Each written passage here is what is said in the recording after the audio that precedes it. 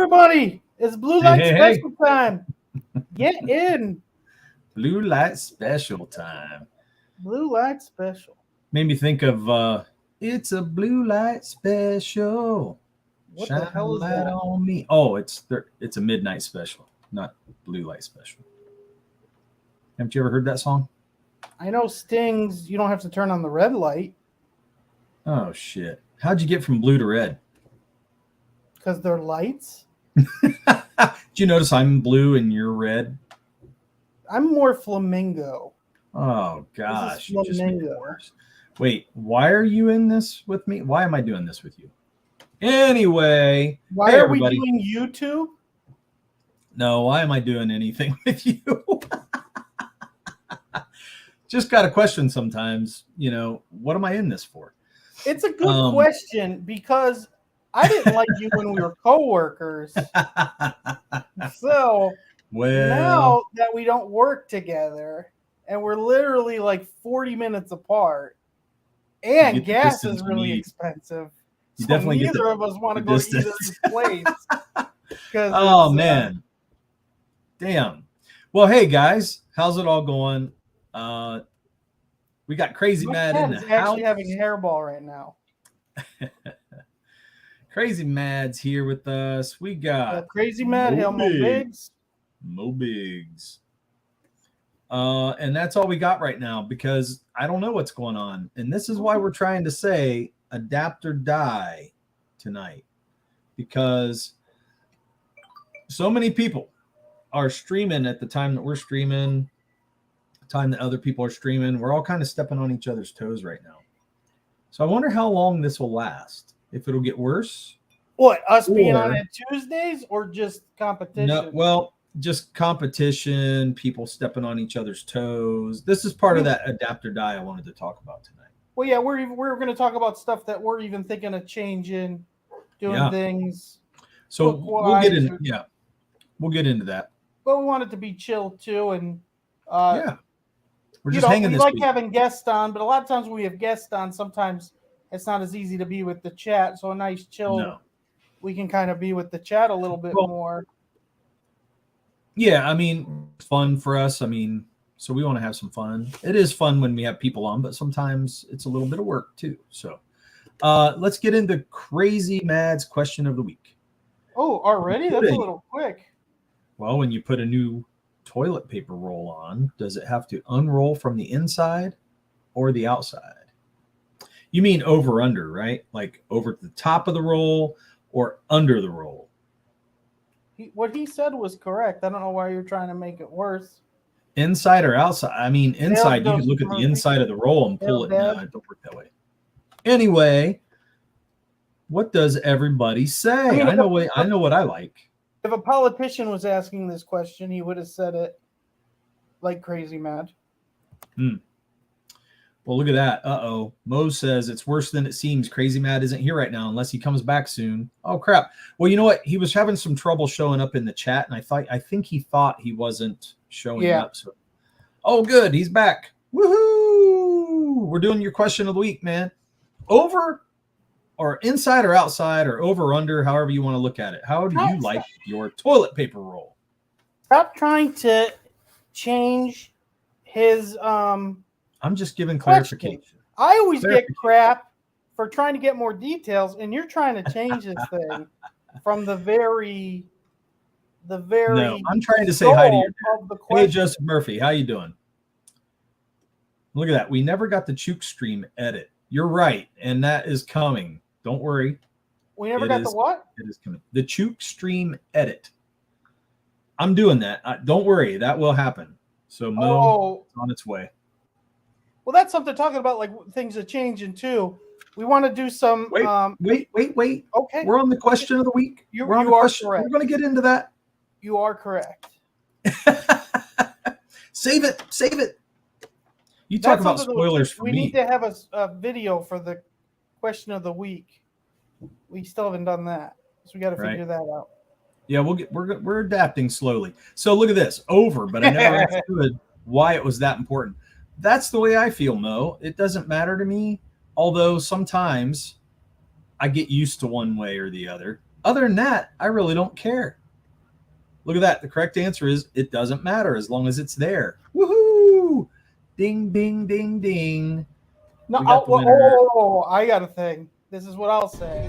Son of a bitch. Don't forget his phone call, lad.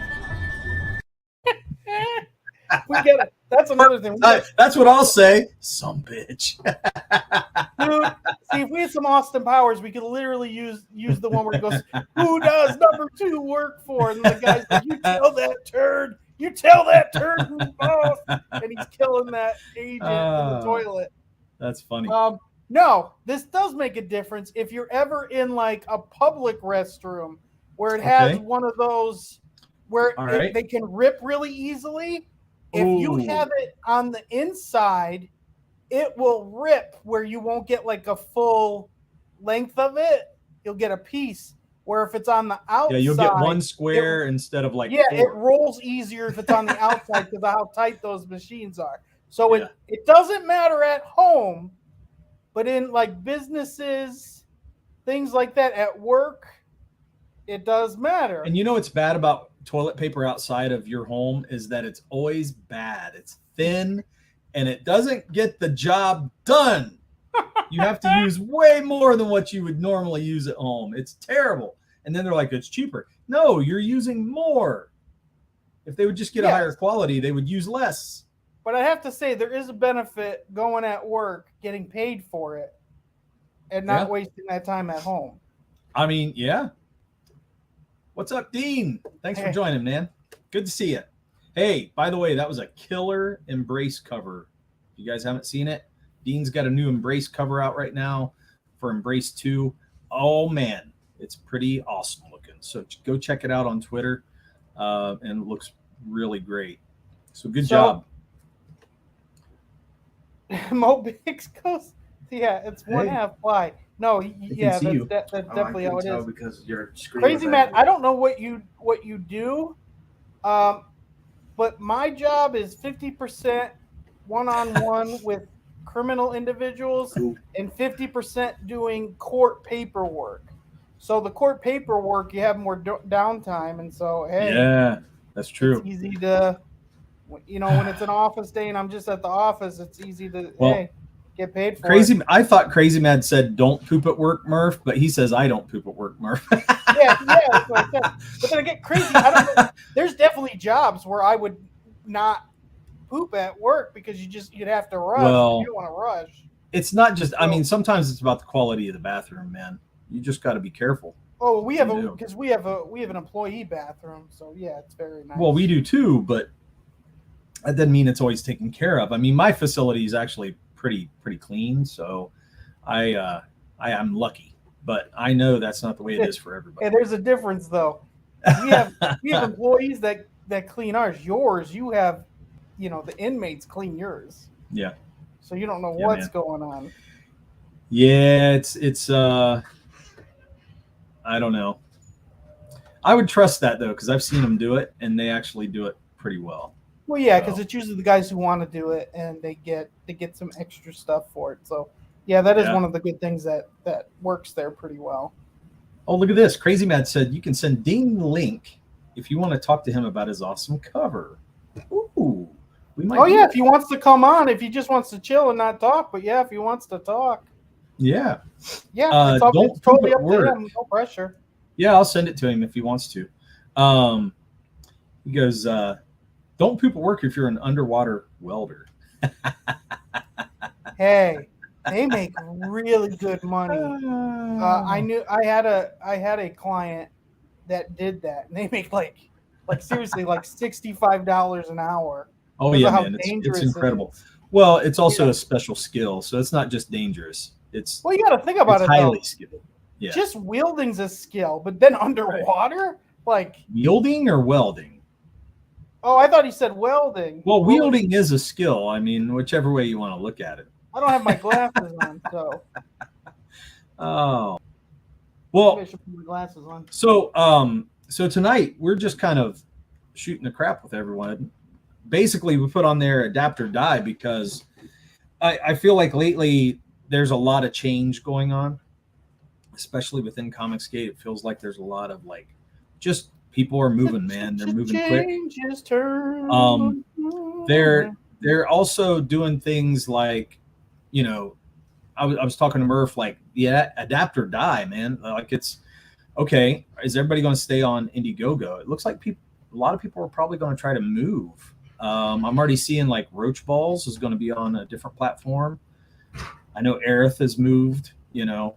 There's going to be some things going on that you're going to see, and I think they're going to continue to be pretty successful when they do that. So it's going to be interesting to see where that goes. So Murph and I, being youngins in the comic industry, I think we don't have that worked out yet. And it's kind of like, where do we go? What do we do? And I personally feel like there's a lot of uncertainty. I don't know how you feel about it, but I feel like there's a lot of uncertainty. And it's not necessarily a bad thing. It's just more of a, what are we going to do? You know what I mean? And I think it's less about what everyone else does and kind of more what we do. Because I think that's a good point.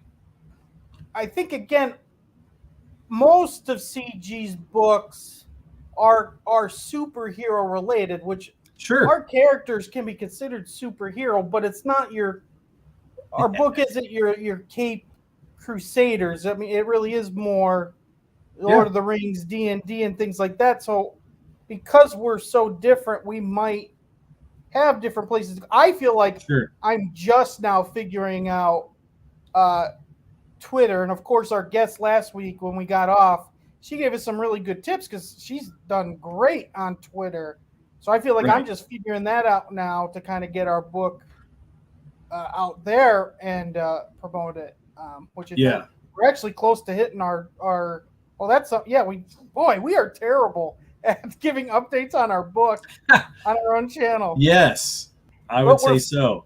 We're $4 away from 3,000, which is our second stretch goal, where everyone will get a print of the Bloody Mare picture. So let me go to that page. You want to scroll down to show the... Yeah, I'm going to show the page. This page here, you're going to get a print of this. Is it showing? Good. So except the top panels are removed and there's blood there. Yeah, so it just fades into blood into black at the top, or fades from. And a lot of people really like this page. Yeah, it'll be a nice print. We've had people comment on it. So, and I mean, it is a very nice. Yep. It's very nice. Nice. A lot of poop chat. Well, Casey. Yeah, man. See, it's your kind of dialogue, Casey. It's just what you always wanted. So, well, now that we have the doctor in here, like, we could really I would say toilet paper is not her top topic. It's more of the poop topic or farting. If you get into those two things, Casey is like in, man, all in. Well, I'm pretty sure. Most girls don't talk about that stuff. I'm pretty sure our channel will die if No, I bet not. I bet they'll love it. So they'll stay just for the train wreck. I mean, how funny it will be. How many years? What are we on? Like 60 years of stand-up comedy, and poop is still used. It's definitely a hot topic. So, yeah, I mean, I can't wait. We're only $4 away from that page, guys. If you know anybody that would be interested about our book, please send them our way. Links at the top, pinned in YouTube on the chat. So send them that way. Wait, Crazy Mad says, I only asked about toilet paper. These two took it to darker places. Oh, I can't help. I have bubble gut and gas. I am who I am. I am's what I am. That's all. So that's what we're kind of talking tonight about. Things we're talking about poop. That's all we're talking about, guys. Well, that's it. Talk about adapting or dying. I mean, Dean says you have a book. That is awesome. Oh, that hurt, Dean. Oh, man. Dang. We're just, me and you aren't salespeople. Like, that's just not our suck. personality. You just totally suck. That's why. It's terrible. I don't know why I partnered with you ever in the first place. Because I told you of my idea, Yes, and you were like, "Oh, the Celestials are pretty kick-ass. Let's make a comic book." And I was like, "Make a comic book? I have no idea what I'm doing to do that." And you go, "When have you ever know what you were doing?" And I said, "Never, but it's worked out this far." And so then we made the comic book. It's very true. So, Casey says, "Who is Dean?" Dean is Comics Mate. He drew the Embrace, Casey. So, you know that book. I am Dean. I am. Oh man! Oh, look at that, Crazy Mad sharing us out there, and he goes, "Well, I'm a Dean."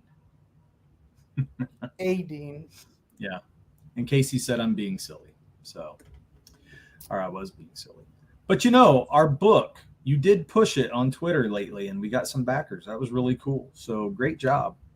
You went out and there I'm going to start doing that. I don't want to be pushy, but honestly, I even found on Twitter there's someone has this comic book all about dinosaurs, and their book did really well. So I've been using his hashtags because I mean we have dinosaur-ish creatures, prehistoric. Piggyback on everybody else. That's the way it'd be right there. Piggyback on that's there. what. That's what I'm trying. So, with our book, not just advertising it now, but we're also thinking, because other people have gotten onto Kickstarter and have had some success. And, we don't have to have big success. Even if we got a couple backers from Kickstarter. So the reason I brought this subject up tonight and put it in the thumbnail and everything, was what I just said, but also the fact that, when you think of all these changes and all these people moving, they're like when I think of Aerith Saga, man, he's moving the ball forward. He's taking the ball and running with it. He's one of the front runners, you know what I mean, on innovating what we do. How many sayings did you just have right there? Like, my God. He's picking up the ball. He's moving forward. He's juking. He's dead. He is. I mean, when you watch him, that's what he's doing, and it's hard to keep up with him. But what I'm questioning, I guess, a little bit is how do we adapt to that? Because I don't know if we're going to outdo a guy like Aerith, because that's the way he works. You know what I'm saying? But do we have to outdo him, or do we do similar, or do we do our own different, complete, thing, or what do we do here? And I think that's the question: is where do we go? How do we make our stuff look a certain way? And do we have to follow, or do we go our own route? And what would people rather see? Well, why can't you do both? You can't compete with weaponized autism. Whoa. That's a quote. You know what, that's dude? A quote. Dean, that is fantastic, because that's exactly how I think of Aerith, man, when I think about what he does, because what he does is awesome. He's so good at it, and I'm praising him because I watch him innovate, and I like to see innovators, because I believe he's definitely an innovator, and he's definitely something a lot of people look up to. I know I do, just in how he markets and how he, he's always thinking of new ideas, and I'm like, I can't do that. It's one thing for me to do a book. It's another to do the shit he's doing. Right? Weaponized autism. Talk about two words I never would thought heard together. Yeah. That was a great. That was awesome. That's a nice one. Hey, Dean, you want to come on? Let me know, man. I'll give you a link. But yeah, I mean, I think these are valid questions for a lot of, especially smaller creators. But is it something that do we need to do our own thing and not care about what everybody else does? Or do we just kind of follow what everybody does? Or what do we do? And, I think we're going to have to figure that out. And I don't want to do it to compete, but necessarily just to get us out there and be a part of things. When you watch like Marvel and DC, they have set ways that they do it. I mean, they compete a little bit, but really it's the big two. They don't have to innovate a whole lot. You know what I mean? Well, I mean, honestly, so far, I wouldn't say we've innovated anything. We've really listened and kind of done. Well, that's kind of where I'm at. So I'm like, okay, and that's what I mean about adapt or die. Are we adapting? Are we evolving into something else, or what are we doing here? And I do feel like the landscape's changed. For one, I think Comicsgate got bigger. Two, bigger and better. Well, but it's also, that means more competition, and that means less eyes on your book sometimes. I don't think we're like there's definitely people who have books like the crypt again, I can't Cryptidnals. Yeah, their book, I would say, competes against what's his name book that's all about them as well. Like, I'd say that's competitive. Yeah. But I would definitely say our genre, there's only a few people out there that are doing the fantasy. So and again, as our book goes, especially as the Celestials enter more of the story, I don't feel like our book's comparable just because of what they are. So I really don't think we are in any type of competition, especially with being so small. I think when you're small, you're not in competition with anyone. I think when you start getting bigger, then you can have competition because... You think so? Yeah. Yeah, I don't think so, man. You don't think the bigger people have more competition with each other than the smaller? Well, I think that there's competition. Yeah, it's a little bit different, but I also think that even though you're small, you may hit something, and you know what I mean? Like that may take you into a competitive thing. You may still be small, but if your IP hits, then all of a sudden you're competitive now. So see, but I feel to actually be competitive, it means you're gaining by taking away from others. Like, I don't think DC and Marvel really have ever been in competition, because I think probably the whole people would buy both. People would buy Batman and Spider-Man. You know what I mean? I guess the only competition would be the writers and the illustrators that they would take from each other, right? I don't know about that, because I know a lot of people that are strictly one or strictly the other. No. Oh yeah.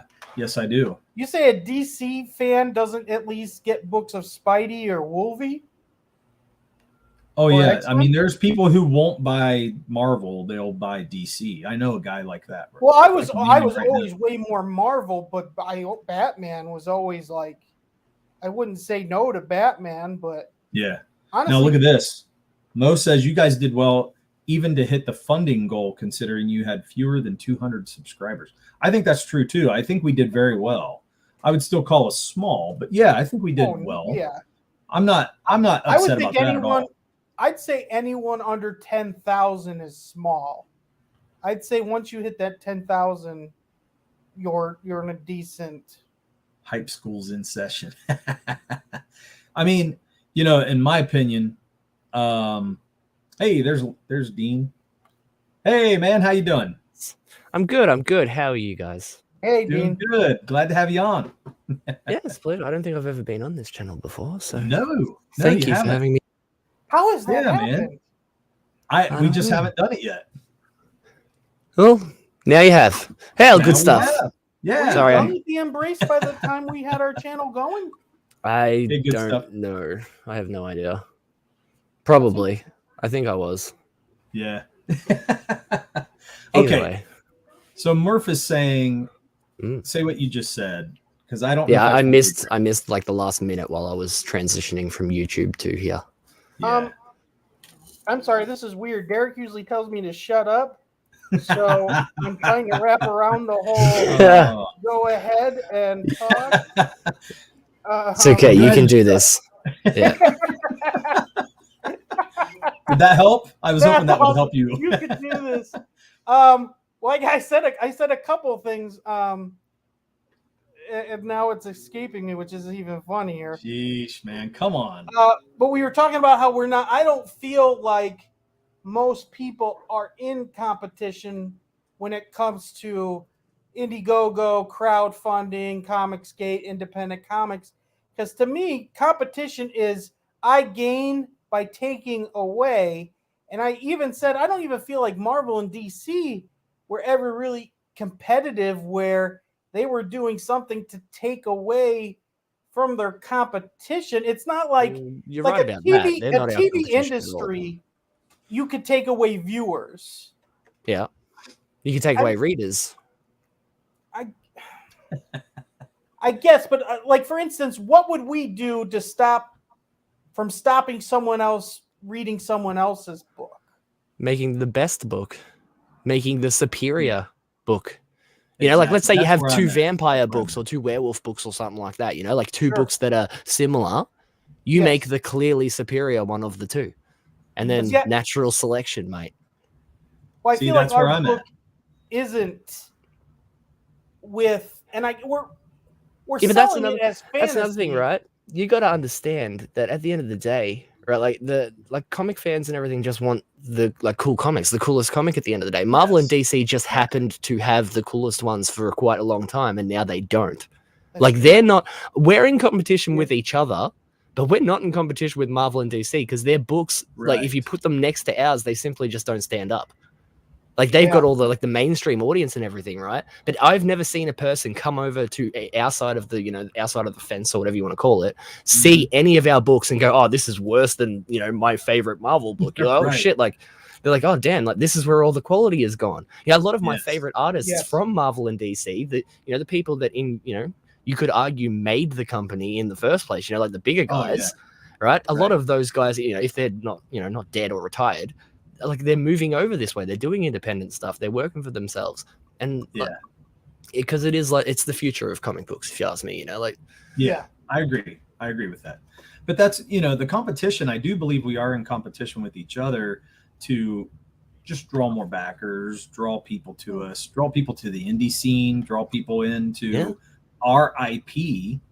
So there's a lot of ways to do it. It just, it's going to look different for every person, but competition means sales, means it could mean popularity, it could mean a lot of things. So it's, I think we're competitive. Yeah, but you there's a difference between friendly competition and wanting to destroy someone else and stuff like that, right? Like, yes, a lot of the indie creators, there are things that it's like, all right, you were talking about how Brian was innovating and everything, right? Like all you got to do is pick a point. Like his idea was to involve the backers as much as possible, and then he gamified the whole campaign to the point where it was all right. You decide who wins. Yeah, that was a great idea, that. Man. Obviously, that won't work for every book. I couldn't be okay, the Embrace 2 is going to have you decide what happens in the Embrace 2. That's not how the story works. But you can't just do another something versus something either, because that's just copying the dude. But now you do have the idea of gamifying a campaign, involving people as much as possible. These things you can capitalize on these sorts of things. Things as simple as just you do a draw stream. This is what I'm planning on doing. I haven't done it yet, but you do a draw stream, right? And I might as well just tell you all about it. I'm doing a splash page, right? Yeah. Doing a splash page, and I've got to do a montage of all superhero stuff. But the script literally just says, show superhero stuff. They're he's do whatever you want, Dean. I just need a montage of him being a superhero for a couple of weeks. I know. So what I figured, if I do that live and get the people in the chat and stuff to give me some ideas, I'll be like, what do you want to see this, the Embrace doing? And then one of you's like, oh, I want to see him save someone from a fire. That's one of the panels in the montage. I want to see him save a kitten from a tree. That's one of the panels in a montage. We can just, and then you get them involved and stuff like that. It's not as in depth as what Brian was doing, but it gets, if you get the chat, the fans, the customers, whatever you want to call them, right? You get them involved, and then they feel like they're part of it too. And that's how I ended up here in the first place. This is kind of what I was talking about with Murph the other night. I was telling him, I said, book 2, I think we're going to have to step it up. And it's not necessarily the campaign has to. You always have to. Yeah, the book has to step it up, like art, and then even story. I feel like we need. It's not just about the action, but how you portray the action. You know what I'm saying? Yeah. Derek wants more sexy and more cool. Well, that's what you've got to. That's actually what I told Odin. That's hilarious, Mo. First of all. Okay, so You can't do another versus book. That'd be a ripoff. Don't tell me what to do. James versus B. Rose is going to be bigger than Twilight. Sign up for Volume 1. 50 Shades of Green. Oh, man. Fantastic. That is rough. Well, there's a lot of grease involved. It shouldn't be that rough. Yeah. That's why the grease is involved. Yeah. Don't tell me what to do. But yeah, like the escalating of, you know, everything, like quality wise, art wise, story wise, you know, even just in the story itself, you know, you want it to be more exciting, more action, more, you know, bigger and bolder. And that's the same with everything. Right. Movies, TV shows, books, doesn't matter. You know, the sequel always has to be bigger and better than the last. Right? What you need to do though is sell that. Yeah. You know, like I literally right now, like I've had a few people say that I level up unlike any other artist in, you know, the community. I'm going to lean into that hard, right? Like you go look into the, like number 2 is going to look 10 times better than number 1. If you like number 1, wait until you see number 2. It's already 1,000 times cooler and I've only drawn 2 pages. Like, you know, like you've got to really like at the end of the day, right? Like it doesn't matter how cool someone else is, right? I'm cooler. And that's what I'm telling everyone. Yeah, that's what I feel. That's the competition. You know what I mean? Yes, it's friendly. I mean, I have a lot of respect. I was just talking about the respect I had for Aerith for what he does. I mean, yeah, he's like everyone says that, man. He innovates unlike any other creator. Yeah, it's amazing, and it's also scary because it's like, holy shit, can I even? What am I going to do now? Exactly. Right. Man, when he first did Dwarves versus Lions, every single group that I'm in of creators were like, "What the fuck? Like, what do we do? Like, how do we keep up with this sort of like engagement?" I know it was off the charts when it first came out. I was just thinking that he had a fucking scoreboard. I know. That was awesome. But yeah, you know, like. These are the things, like, and I literally, like, because, you know, I've spoken to Brian heaps. I'm friends with Brian. What he has done was he wanted to focus on getting the, you know, the fans involved and making it as much of more of a game. Like, he wanted to make the campaign a game. And that was his whole train of thought on that, you know. So it was a simple idea that, you know, you can still expand upon. How do you want to get the, you know, fans and stuff involved at all? You know, even if it's just a little bit, how do you want to get them to feel like they're part of the team, not just someone who's a customer to you, but they're, you know, they're part of the team. They're like, I don't know, like I don't know how to explain it, you know, but I get, you get what I'm saying. Very good. Yes, very much so. And that's, you know, adapt or die. I feel like, man, sometimes you feel like you're going to be left in the dirt. Oh yeah. You know? There's a bunch of people that are just going to like fall behind because they're still doing the same stuff that, you know, worked last year or the year before. But not anymore. Like now it's just like I've heard people say it, right? Like, you know, what is like, no offense, sorry, not calling anyone out, but someone said the 6 a.m. sticker just doesn't cut it anymore. Like you got to have a 6 a.m. sticker because that's a CG thing, right? But if that's all you have, that's like nothing. You've got to expand on everything. You've got to have just like that's the bare minimum these days is what everyone remembers as a good campaign back in the day. That's the bare minimum now. So well, it's a lot of pressure. I'm taking twice as long on pages and stuff now. Yeah. Like I'm freaking out. Are you? Yeah, but I don't know. The first book I was very nervous because I'd never done it before. This one I feel a lot more comfortable. And I'm sure that's going to show, like, you're going to be able to tell that I'm more comfortable doing what I was doing. But at the same time, I turned around to Odin and I was like, look, man, don't worry about what you put in the script. You know, I can draw it. And then he's like, oh, fuck you. You can draw it. All right.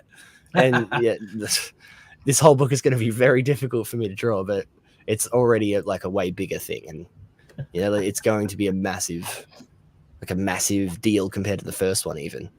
Yeah, man, I think it looks awesome.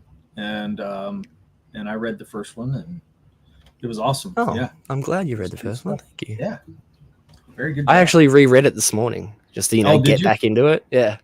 That's why I shared that thing on Twitter earlier. My 3 favorite moments from the first book. Okay. There is some like bits in there, and I literally got goosebumps. I was like, whoa, what the fuck? I completely forgot this was in here, Odin. And now, you know, because the second, like, Odin had the origin set for his original book, like he knew how the powers came around, he knew what it was. Right. I came in with all the visual designs and things, and like I designed the character and stuff like that. And then book 2 is where my input really started to come through, and like you can almost see it in the cover even. You know, like this is going to be a way more extreme book than the first one was. That's awesome. Like it opens up on a massive car chase and stuff. That's Yeah. not a spoiler. That's the first couple pages. Cool. Yeah, I've got to that's really draw all fun. this nuts shit that I don't even know how I'm going to do. That's what I feel like. Murph gives me a lot of stuff. And yeah.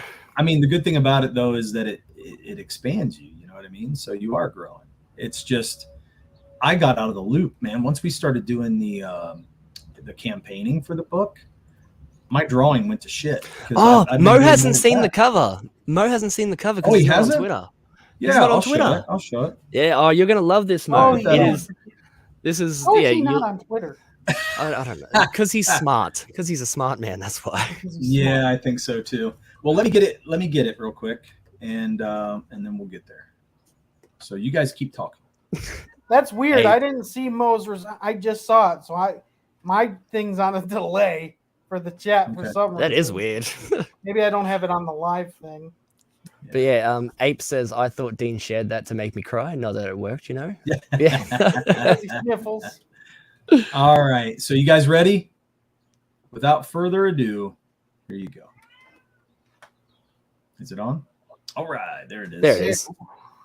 Very nice. That's not the final like logo and everything placement. That was just like a quick mock-up we put together over the cover to show everyone. Because Odin got really excited about it. You notice he posted this before I did? Yeah. Yeah, he got very excited when I showed it. Yeah, to that's him. when I saw it, man. Yeah, it was really cool. Well, I'm glad people like it, you know? It reminds me of Spawn. Yeah, well, that's where a lot of my comic book stuff started. Yeah. Like it's all, you know, Spawn, like the Darkness, X-Men. Yep. Like, there was a lot of you know, like big monster characters in my comic books. I have a lot of old horror comics and stuff as well. Thank you, Mo. Appreciate that, man. Yeah, it's really cool. Yeah, I do like it, man. It's got a lot of movement and just the dynamic of it, and then the way the monster is posed in the back. What's his name? That is Strangle. That is the main villain of the series. Oh, he was introduced at the end of the book. Like he was the big thing everyone was talking about when the first book came out. And they were like, we don't want to spoil it for anyone. That was the big guy at the end of the first book. Okay. And that's it. That's him there. Like he is now going to be, you know, like the main villain of the rest of the series, obviously. But yeah, like the main villain of this book, especially. Yeah. Yeah, it's so cool. And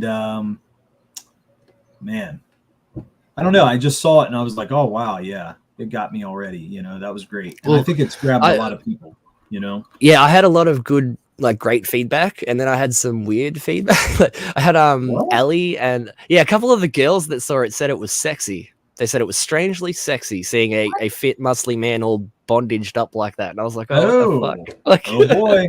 I was like, I did not mean that at all, guys. But yeah, thank you. But yeah, so I've had a lot of good feedback, you know, so I'm happy with it. And clearly, like I'm putting in a lot of extra work, right? Like I'm trying as hard as I can to be the best I can. Like it sounds stupid and I sound cheesy saying it and shit, but it's like for CG, like Comicsgate deserves the best of the best. Like we talk about the best comic books and we talk about wanting the best comic books. So like I'm doing everything I can, you know. By this point, you can tell that I'm putting in a lot of effort to try and get better and better. But like you know, the last year, I've put in heaps of work to basically anything I had a problem with. You will see some improvements on the things that I've specifically gone out of my way to fix some issues. Yeah. I tell you, man, I know that my art is where it was at, you know, like at the end of the book, I felt like very confident, but I was telling Murph, man, right now, ever since we started campaigning, I lost my confidence. I've got to really, I've got to get back into drawing because I've been running a lot of the shows. I've been running a lot of the, you know, just like posts and keeping the campaign going a little bit behind the scenes. And so, and then we still have a lot of work to do yet. So we're trying to get, you know, everything taken care of. I when I was doing that, right, because you know I do Comicsmate streams and stuff. Like I would go, like I'd take a day off and I'd do like a day for drawing and working on a page, and then I'd be like, okay, this is a day for streaming. The next day was all streams and stuff. I wouldn't do anything else. So like, you just got to try and work around it, because I find it's different for every artist, but I find that, you know, I need to work up to, like, if I'm drawing, I'm spending the day drawing, you know, like I'm going to build up to it. I'm going to eat lunch and everything. I'm going to be full. I'm going to sit down. I'm going to spend the whole day there. Whereas if I'm streaming, it kind of interrupts the flow of it all, and so I've got to pick one or the other each day. Yes. And now, are you drawing traditional? I am. I've switched to traditional. This is actually 100% traditional. It's going to be for sale on the campaign. I did that all. Yeah, that's awesome. Because that's the thing is that I draw traditional, and then I think what I'm going to do is ink, digital, and then give it. That's how I did the first one. That's how I did the first Embrace. Now I've actually swapped over. I do my layouts and everything digitally. So I get all the sizes right and everything. I print that out so it has the panels all done properly already, and then I draw in the panels like traditionally and ink it all traditionally. I never thought about doing that. That might be a good idea. It's half the reason I leveled up so quickly. Yeah, because you spend a lot of time laying out. That's for sure. Yeah, and I found out that I was I'm more talented when it comes to art wise traditional than I am digital. That's so I've swapped it around. Lean into what you're good at. Yeah, and so in the digital, I like aspects of it. So there's nothing wrong with digital, but that delete button is nice. It is, but I also feel more comfortable with the pencil. You know what I mean? Or the redo. That bucket tool comes in handy. Yeah, sure. But you can those blacks, that's all marker and stuff at the top. Do you know how much it took just to not make it streaky? It's still a little bit streaky, but that is just black marker at the top there. Well, that's crazy to me because I guess when I look at some details, I can tell you did it with a marker, but it's really hard to, man. It looks. It's not. It's marker. It's marker. Marker. Prismacolor. It's Copic markers, Prismacolor pencils, and some paint pens and stuff as well. Okay, because getting the light off his chest and everything like that was fantastic. Yeah, that's pencil. That is pencil and nothing. That's actually the blank white paper under there and some pencil. I did that first. It was literally, I set it all up so that the white was the main thing there in the middle. Sure. And then I did some pencil, did some other bits around it, did some more white pencil, did some other bits around, did some more. That's like 20 layers of white in the middle there. That's awesome. Yeah. No, I love it. I love how that's worked out, man. It's awesome. Yeah, I love it. And even the bottom, the mess at the bottom. It's a good mess, you know what I mean? I wanted to try something different because rather than just draw regular smoke clouds, I wanted to try something more swirly and it obviously doesn't look real, but it looks more stylized and it's more fun to look at. Yeah, it's more fun, and I don't care if it's real. That doesn't. Yeah, exactly. I obviously don't either. Look at the shit I draw. I don't care about realism. Until you said that, I never even thought of that, of it not being real, honestly. Well, there you go. It's just smoke, right? Yeah, I want the fantasy, man. That's the fun. So yeah, you said it's fun to look at. Yeah, I'm going to be leaning into that sort of stuff more as I move forward. Yeah, I need to do that. I don't dislike digital, but something about traditional is just more pleasing to the eye, at least for me. I agree. Yeah, I agree too. G'day, B-Rose. Awesome. Thanks for joining, B-Rose. Yeah, so what do you got to do to get, when's the sign up going up for this? Soon. We're already setting it all up and everything. It's there behind the scenes. It's a draft that I can see. It's got my cover on it. But I'm really just waiting for Odin to click the button at the moment because we've got everything we need for a mailing list, the cover and stuff, sign up. You know what it is. It's the sequel to the first one. Yeah, man. So, yeah, hopefully we can start that really soon. I was thinking today or tomorrow or something, but, Odin needs to deal with his SPQR stuff. But, it will be live before SPQR closes. That's not something. It's coming up. That's a week or two from now. It'll probably be live. Now, so how many pages are you done? Or how do you have down? I've done the first 3. Well, I'm working on 2 and 3 together because it's the double page spread that I was talking about. Mm-hmm. But yeah, I've done the first 3, and I've done the cover. How many pages?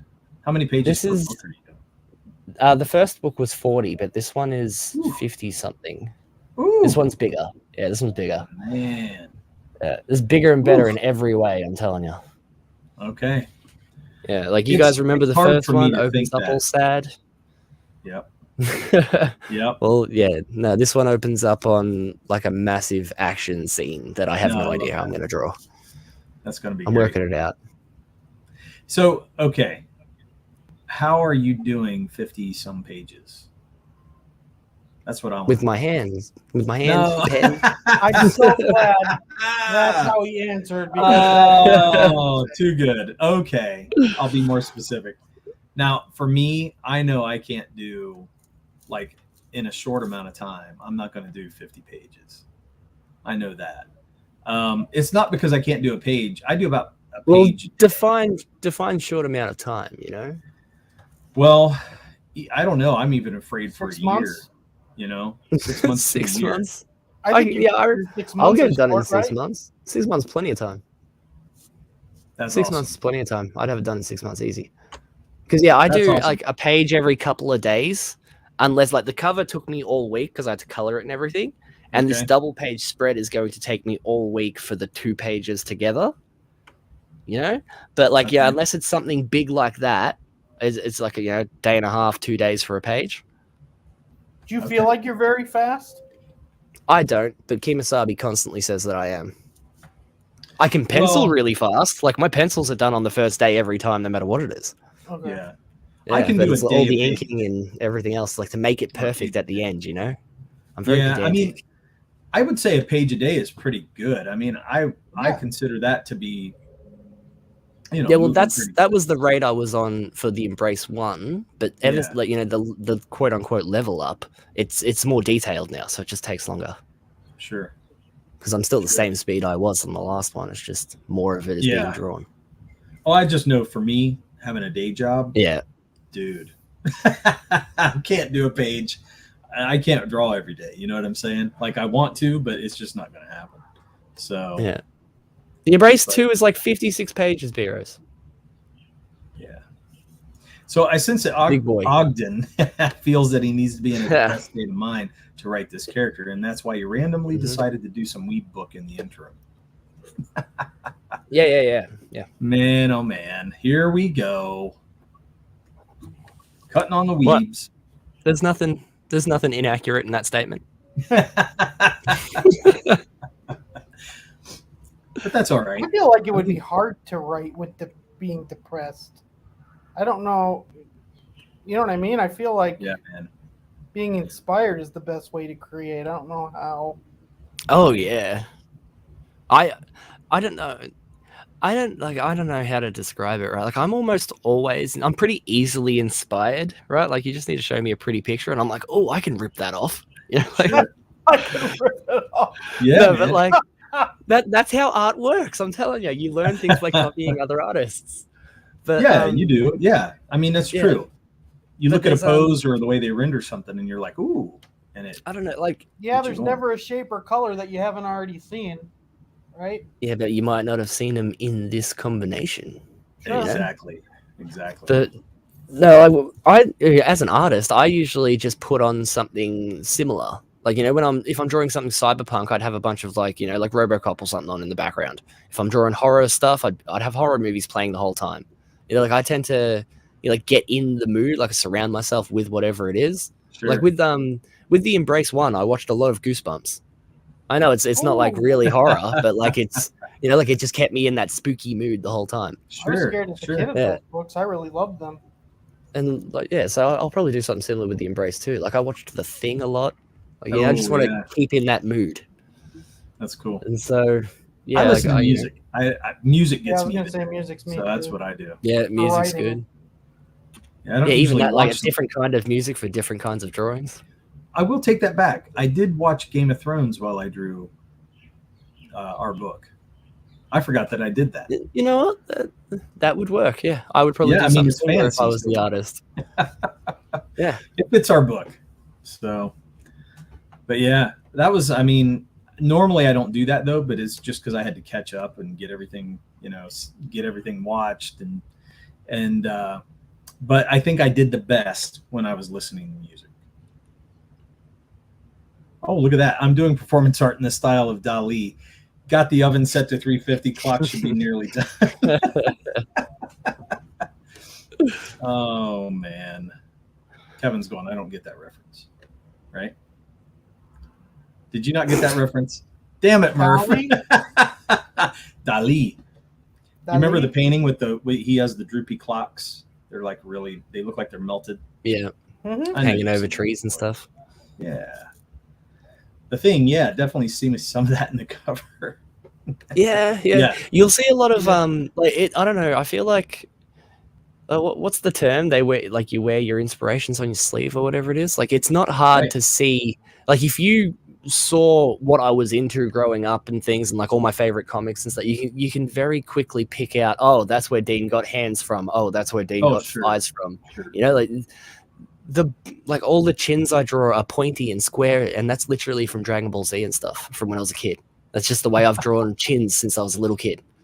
Yeah, and like if you look at the embrace on any picture, that's the chin he has is like Super Saiyan Goku's chin. Yeah, that's funny. Yeah, that's just like there are things like that, and it's style, man. That's your style. It's the style, exactly. Good. It's like a handwriting. Yeah. Style is like handwriting. You can't help it. Yeah, it's all good.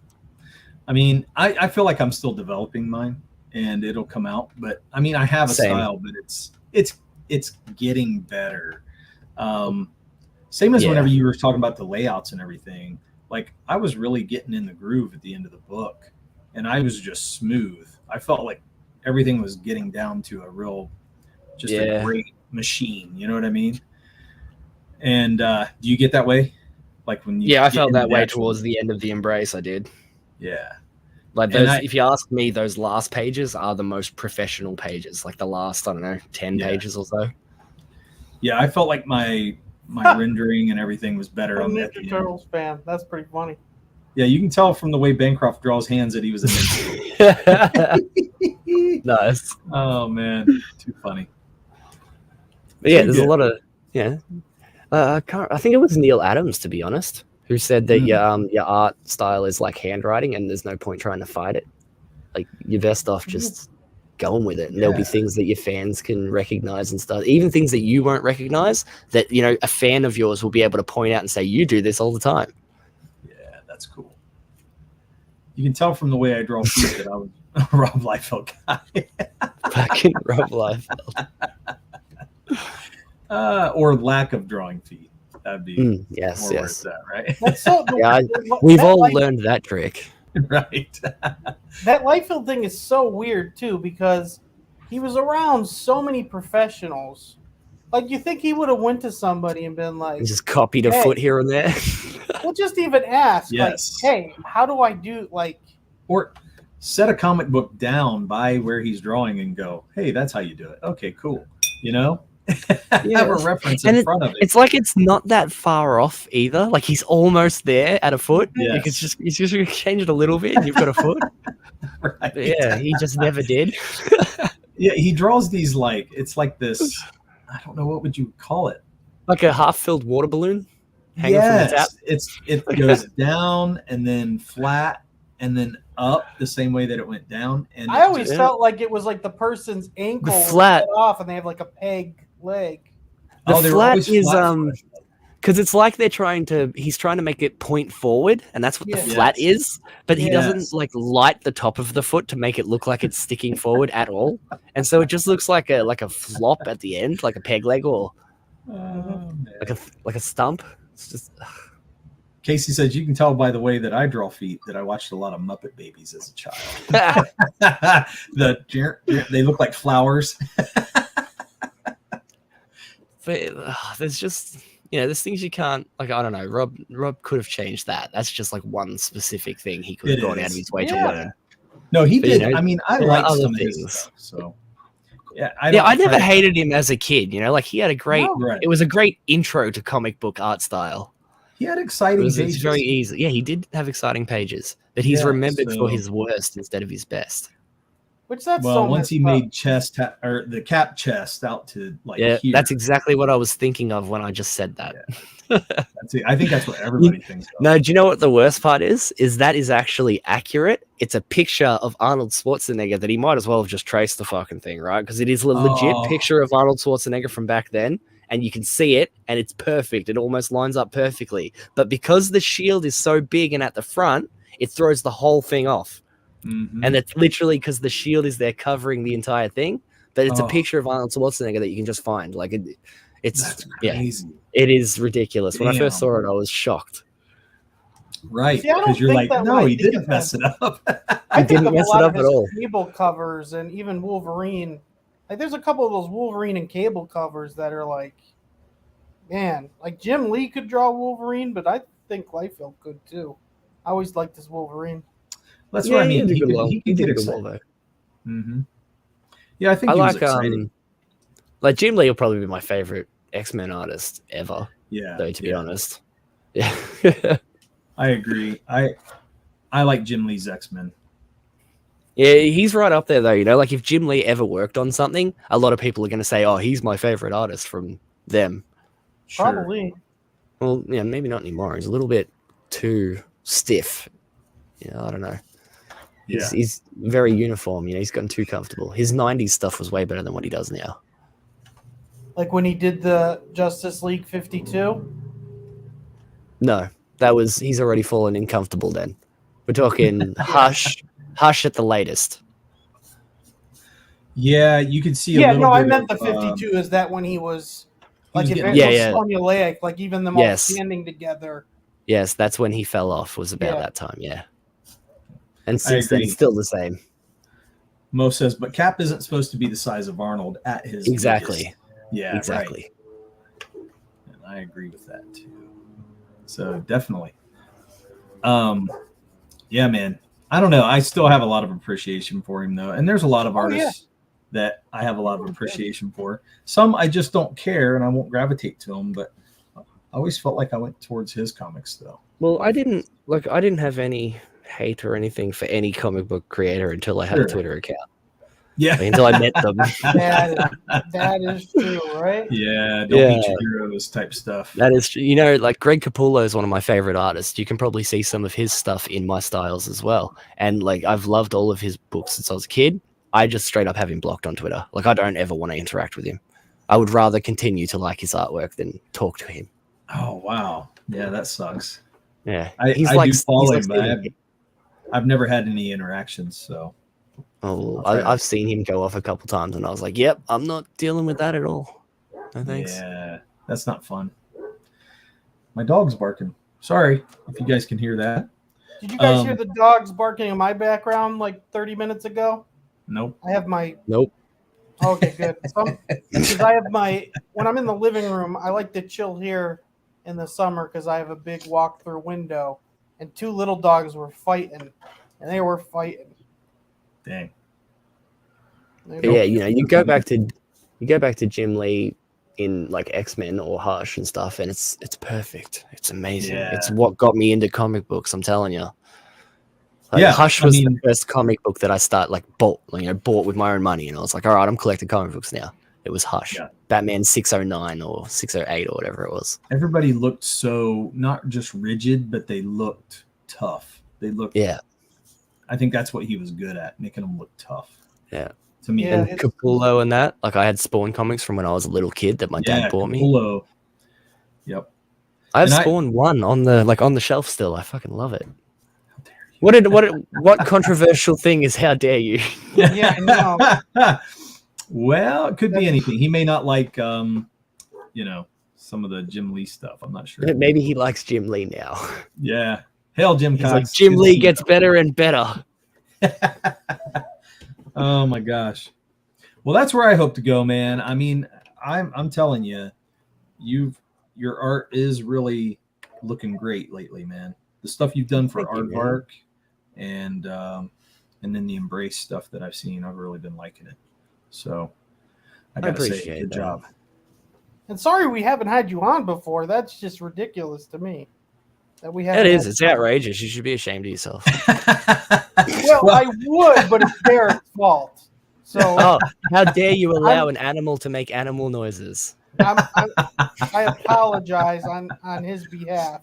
Yeah, I'm just letting my dogs bark. They bark at don't worry. I'm not blaming you. I'm not worrying about it. Well, I think we haven't had you on because we just haven't had the reason to have you on yet. But it's not like we couldn't have made a reason. There's never not a reason to have D. Well, that is insulting. Why anybody that wants to guests? come on, why do you insult them? No, what I'm saying is we just never had the catalyst. I wasn't trying to be insulting. But what I was trying to say was, if you want to come on anytime, just let us know. And you will definitely get a slot on here. Okay, cool. I appreciate that. You know, Dean is also working on another project called Other Earth that is fantastic. I haven't heard of that. I've heard of it. I haven't checked it. Yeah, there's nothing nothing out there in the wild yet, just like whispers. Oh, okay. People asking what is Other Earth. But yeah, I wrote that and everything. It's actually nice. Like you know what I'm like. It is not what you would expect from someone like me. You're gonna read it and you'll be like, "Oh, goddamn, Dean wrote this." Oh. What's it, like a romance novel or what? No, it's just, it is a like beautiful story. Like it is, it's not smart ass or anything like that. It's a true piece of fiction. Nice. So you'd be surprised. Okay, but yeah, it's like a fantasy horror action adventure. Good. Because it's not really horror, but like the villain, quote unquote villain of the story, is a straight up nightmare. Like it's something I created. I'm so proud of it. Like legendary. Okay. Yeah, like legendary nightmares. But yeah, at the same time, it's family friendly stuff like that. Good. No swear words or anything. Well, a couple swear words, but nothing major. Right. There's a little kid in it that keeps trying to swear and he gets told off, so he never quite does. And then when he's by himself, he swears once as like an effect. It's like oh shit, like you're in mess. And he's like, oh fuck. And you're like, oh, he actually swore. But like that's, you'd have to read the rest of the book to get it. But yeah, that's something like I'll probably end up releasing, like actually doing my own campaign for that after the Embrace 2, because there'll probably be a gap between Embrace 2 and Embrace 3, and I've got enough done, I guess, to launch a campaign or at least a mailing list. Got some cool stuff. And if you think the Embrace cover was cool, wait and see the Other Earth cover. It took me like a month to do it. I'm not even joking. It's like 100 things on it. How many covers are you going to have for Embrace 2? 2 at least. Maybe 3. I know there's going to be the regular edition and a special edition, just like last time. There will be a spectral edition, just like last time. Like as we promised, if you want to keep trying to get that like ultimate collector's edition, that cool. I still think that's a great idea. Even if I wasn't selling it, I'd be like, that's genius. Mm-hmm. But yeah, that'll all be returning. But I don't know, maybe one variant cover other than like the special edition and regular edition. But it's not going to be as many as we did last time, because I told Odin that was too many, and like he seemed to agree after trying to produce that many. So covers are a big thing, though. It definitely seems. Oh, they are. I mean, 3 was a lot for us. I mean, for the first book, that was enough. I was like, it was a lot for you. 3 covers for me was nice and easy. I really like. Oh yeah, everything's been nice and easy for you. I think we should do 5 covers for number 2. Oh, I'm sure you do. Let's go to. Who's that person that had like 24 covers? Oh, I remember that guy. That was crazy. And not one of them was a Dean James variant. How outrageous. No, it wasn't. I know. He did, what was it? I can't remember what it was called. He had like cover. It was a girl with the mask. She had a mask. Tragedy? Was it Tragedy? Tragedy. That's it. I mean, he had some great covers, but I was like, holy crap. Oh, yeah. There was not a bad one in a lot of them. No. It was good covers, but sheesh. 3 was enough for us. And I don't know if we'll do that many on the next. I mean, when I think about it, I'm like, might be better to do 2 great ones and just let it be. Or 4. Spend some time elsewhere. That's what I want to do. We'll see. Spend some time on other pieces of it that'll make it just as awesome. Living the dream, fellas. Living the dream. That's right. It's going to be great. Every project needs a Dean cover, Murph. I agree. Oh, look at that. Yeah. That's funny. Yeah. I mean, we didn't ask anyone to do covers with the first. It just felt like, since it's our first, we probably shouldn't go out. But who knows? Yeah, we didn't ask anybody. Do covers for us, for number 2. I mean, I'm always keen. I'm always available too. And then you have the option, like you don't have to if you don't want to, but you always have the option to actually sell because I'm doing it all traditional. So if you get like a full-blown like colored painted one from me or something, you always have the option to sell that on the campaign. That's how I've been tricking people into doing it. Yeah, man. I think it's fantastic. Tricking people. Murph, is that your stomach meowing?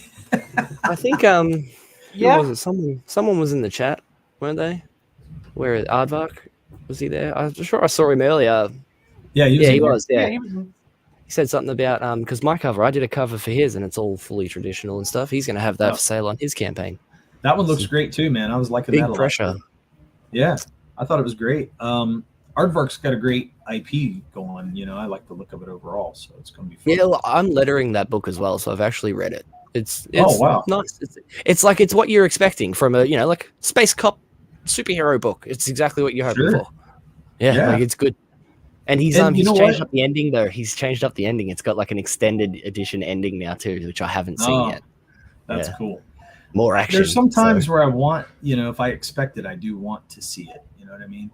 So I think it's good that happens. I don't need to twist and turn every time. Well, Aardvark, I've been telling him to tell everybody because he had the whole book done, but then he was, he saw all of us and saw everyone else, and he was like, you know what, man, like I want to make a better book. And he's gone out and just redone the entire thing by a brand new artist, and it looks 10 times better. Wow. Not even talking shit about the old one. The old one was fine, but the new one is awesome. I'm trying to get him to say that as much as possible because you can't stress that enough. Like he's literally redoing the book because he wanted to impress us. Wow, that's awesome. Like as a community or whatever you want to call CG, he was inspired by CG. That is fantastic. I mean, that's what's so funny is I thought our book was looking pretty good, and then we looked at some of these other projects, and I was like, "Holy hell, man!" Like,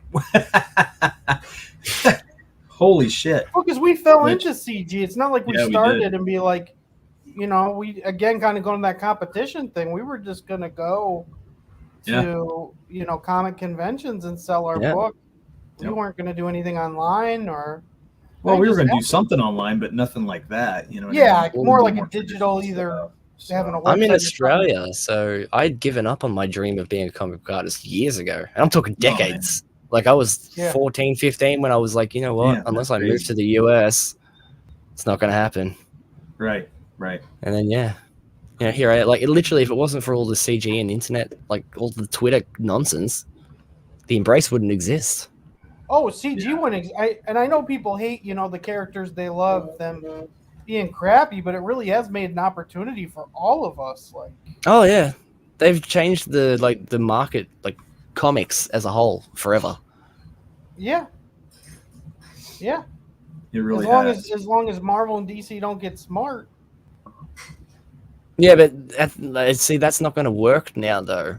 Right? Do you think if Marvel, like, let's just use like us as examples, right? Like if Marvel came to me and offered me a job at Marvel, I would say no because I get paid more doing the Embrace and I own half of the Embrace. It's my property, Yeah. Like I share that with them. I have half the. Like, why would I ever give that up for like a job at something like somewhere else? What, just to get some exposure? I might do a cover for them or something, just if I'm feeling generous because I draw a sick Spider-Man. But like if they offered me a job, I would say no because I'm busy doing CG stuff. Yeah, I mean, like this is my shit here. Like I like this better. Sorry, they've lost me now. I haven't got paid, because Murph's a cheapskate. That's just what.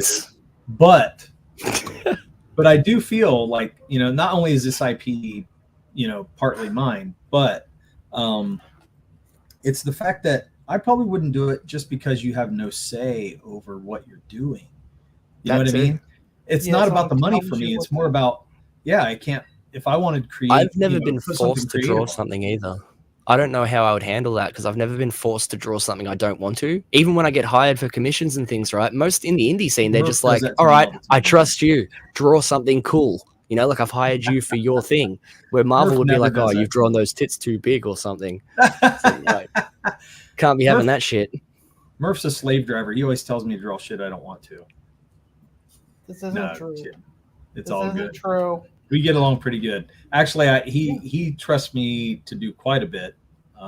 But when I do struggle with what I'm drawing, then we can hash that out, and that's what's good about it. Because having that creativity, you can you hammer out the stuff you need to hammer out. Yeah. And whereas I know Marvel wouldn't do that. They would just be like, do it. That is also true. Any American ladies out there, I'm cute as fuck and have an Aussie accent and can cook. Oh shit, man. I know a bunch of single ladies. I do. All the single Probably ladies. Have you, Dean.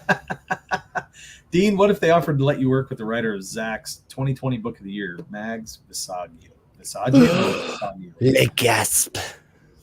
Nah, she could still like get on. Like Mags Visaggio would be using my name to like fix her reputation. What are you talking about?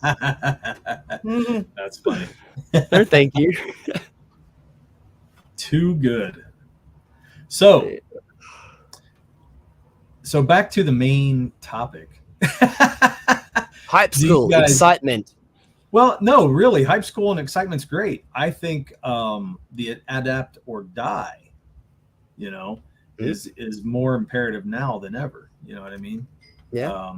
And part of that, adapting. I mean, I see you leveling up. That's the way I want to be as well. I kind of want to level up. But I also want to excite people more. So the hype school. How you do it is make that. A point. You know how you do it? You make a point of learning specific things. Yeah. Like if someone has said, "Oh, you can't draw cars for shit," draw like 20 cars. Right. Yeah, you will see things like that. You'll be, "Oh, Dean obviously practiced that between book 1 and book 2 because he's way better at it now." Sure. Mm-hmm. Cars is a specific thing that no one said it to me, but I didn't like some of the cars in the first one. So now I've drawn a bunch of cars, and you wait. Yeah, and hype school will help you adapt. Hype school is the premier college for comic creators out there. Telling you. Hype school. Yeah. Where did hype school come out? B-Rose flunked out of hype school. He didn't even pass, and still got over 10K on his campaign. That's too funny. I mean, he did. Yeah, it's crazy to me. So that's what you do is hype school that shit up. Yeah. Well, Murph, get on that shit so I can draw. Tell us about your shit right now. Tell us about your book. Go for it. Well, here's the interesting thing. Talking about we're editing. What, there's only one interesting thing. Well, it's Hype just school. interesting for right now is we've actually added we're not adding a page, but we're adding something with the Celestials because it was something that I wanted to bring them into the book as slowly as we could, just because a lot of the other characters we have to build up and building up the world we have and then how they enter. But we had Kimosabi look over our book, and he said that was the one thing that there wasn't enough of them to kind of explain that was going on. And so that's kind of what me and Derek been working on right now. Well, I'm actually completely even changing, conversations that they're just having. then what you said though. Just then with what you said, right? First off, first lesson. What are the Celestials? I have no idea. You're like, I'm trying to introduce them slowly, and I'm like, I don't even know what you're talking about. He's not. He'll tell you it's a spoiler, and he won't do it. Yeah, well, see, that's a fucking problem right there. Also, I think so too. When you said you have Kimosabi look over your thing, right? Yes. You should be like, I have fan favorite author and creator of, Company Men, X award winning author. Kimosabi. You shouldn't just say one. We have a lot of good big ideas. Yeah, but this is all part of the hype. Right? You gotta hype it. You gotta hype everything you say up. Absolutely everything. Sure. Everything I say is exciting as fuck. Even I won't tell you what the Celestials are, but I will tell you they are the reasons for the answers of things we don't understand. Why are the pyramids here? But what does that mean? You got to read the book. You got to read who they are, what they did, what they're doing now. It's, this isn't a fantasy world. Our book is about us. It's about our history. Oh, so it's in like regular world? Go into really It's right before the flood. Yeah, our book's right before the flood, where there's one continent. And so it's all like kind of all of our ancient cultures and why they were so I don't know if you want to say communicative. So like the Sphinx and the Statue of Liberty are on the same island? Well, the Statue of Liberty. I'm kidding. I know when the Statue of Liberty is from. I'm joking. Yes, the Statue of Liberty Where the Statue of Liberty will be. Yeah. The piece of land that's on would be, because I'm pretty yes, sure. Mo, I did hear that. Yes, I did hear that. I was shocked. It wouldn't be like a bay anymore. So, Kevin or Murph, you know what you need to do, man. So first off, you had a whole pitch, and we had a whole pitch laid out, and you just didn't do it. What Oz is saying? What Oz is saying sounds like the Celestials. Well, it sounds like they need some transparency and accountability. Yeah. Well, but they do. It's just that he's not used to talking about it because he don't want to give away spoilers. And I said, dude, you got to let people in a little bit.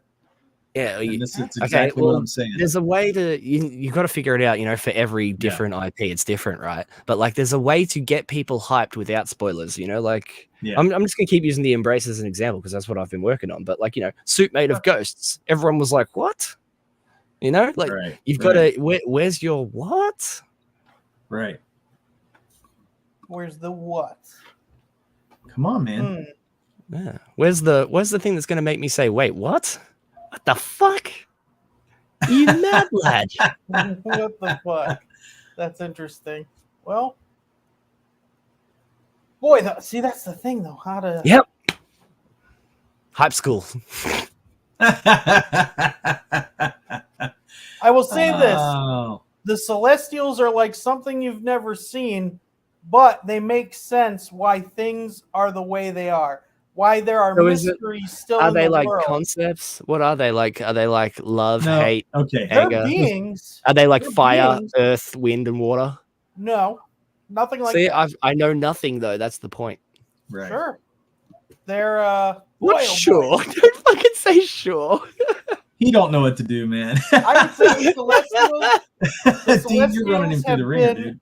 Many things to many different people, but our book will tell you the truth of who they really are and what their point of view is and what their goals are. So they're those and characters how they that affect are like, our world. I am known by many names. The characters like that, huh? Oh boy, here we go. So Mo says this is literally just conversations we all have behind the scenes, though. Yeah, they are. Sure. You don't want to spoil big twists and shocking revelations, but you need to give potential backers something to sink their teeth into. Exactly. And not everyone. That's why we let them sink the teeth into Mare. So here's the thing, we have gone on and sold. I still don't know any of the heroes' names. You've been talking for like 20 minutes. I don't know any of the heroes. Oh, well, you were asking me about the Celestials, so I could tell you about you want to know about our first. So the Celestials aren't the heroes? Yes and no. Actually, to be fair, everyone is always asking about only the first issue. If you tell me anything that isn't going to be in this book, I'm going to complain about it when it's not. Sure, that's why I'm not telling you a lot about the Celestials. So tell us what's in this book. Tell us what we would be buying. Oh, so what you're buying in here is it's a big transition in what our heroes have been doing. See, in this book, since it takes place kind of the early days of mankind, about 2 generations before our heroes were alive, their grandparents had this huge war against this evil force that was trying to kill out mankind, and mankind, all of its cultures, got together. They were able to defeat it. Well, it seems like this force didn't get eradicated. And so as our heroes were trying to eradicate anything that was left, they find out there's a lot more power and it's coming their way. And so now they're kind of tossed in this threat of facing against something they never thought they'd have to face. And they're kind of caught in the middle. And you get to see how they're going to handle this because most people don't know about it. Fizz, that's exactly why I pointed out. Became a like that. Literally, we wrote a whole curriculum on that, Mo. It's a whole lesson now because of that shit. He talked forever about things that would be, and then at the very end of his sentence, he'd be like, "Oh yeah, and that's in book 3 or book 4." Right. And I'm like, "Wait a minute, we're talking about book 1. Like, tell me what is just in book 1." Right. I mean, as if issue 9 is going to happen. Exactly. I mean, I think we had a shorter pitch earlier on, Murph, and you've kind of gone the long way around it again because you kind of forgot how we were selling it. Well, you know what I mean? Even then, you got out of selling it. The elevator pitch just needs, like, it doesn't need to tell them everything. It just needs to give them that wait, what thing, so that then you can tell them more. Pitch, didn't we? Well, yeah, no, I still don't remember it. Well, what happened to it? You lose it. I know, you lost it. You lost what? it. You fucking lose it. I thought I was answering questions here. Oh, dude. Instead of selling the product. Well, then how come that sounds like a question? That sounds like you're asking a question, not answering a question. This is not hype at all. No, it's not. That's why. What has this got to do with Ballad of the Celestials? Okay. So, Ballad of Celestials. Now again, with more excitement. Yeah. Our character right here, Mare, you see how he's taking down that monster? Well, him and his group of warriors have been doing that. There's monsters in this book? Yeah, there's monsters. Why didn't you say so? Oh, well, they're hunting them down. And why they're doing it. That is not a spoiler. That is a feature. But as they're doing this, there's actually a revelation from dealing with this beast here that kind of pushes them going back to our main character, Mare's home. And as they're going there, he actually intercepts this army that's coming to kind of burn down his home kingdom. They're kind of like a terrorist group. They don't believe humans should be living behind walls. We should be living in the woods and stuff like the animals, since this is early mankind. So he kind of gets in the middle and makes sure he's there to stop them from hurting anybody that he would love. And so they're all about taking down any type of evil. So us as people, have we just recently started like leaving the caves and things and building our own stuff? I wouldn't say, no, because like I said, there's been generations. No, it's just more of a culture.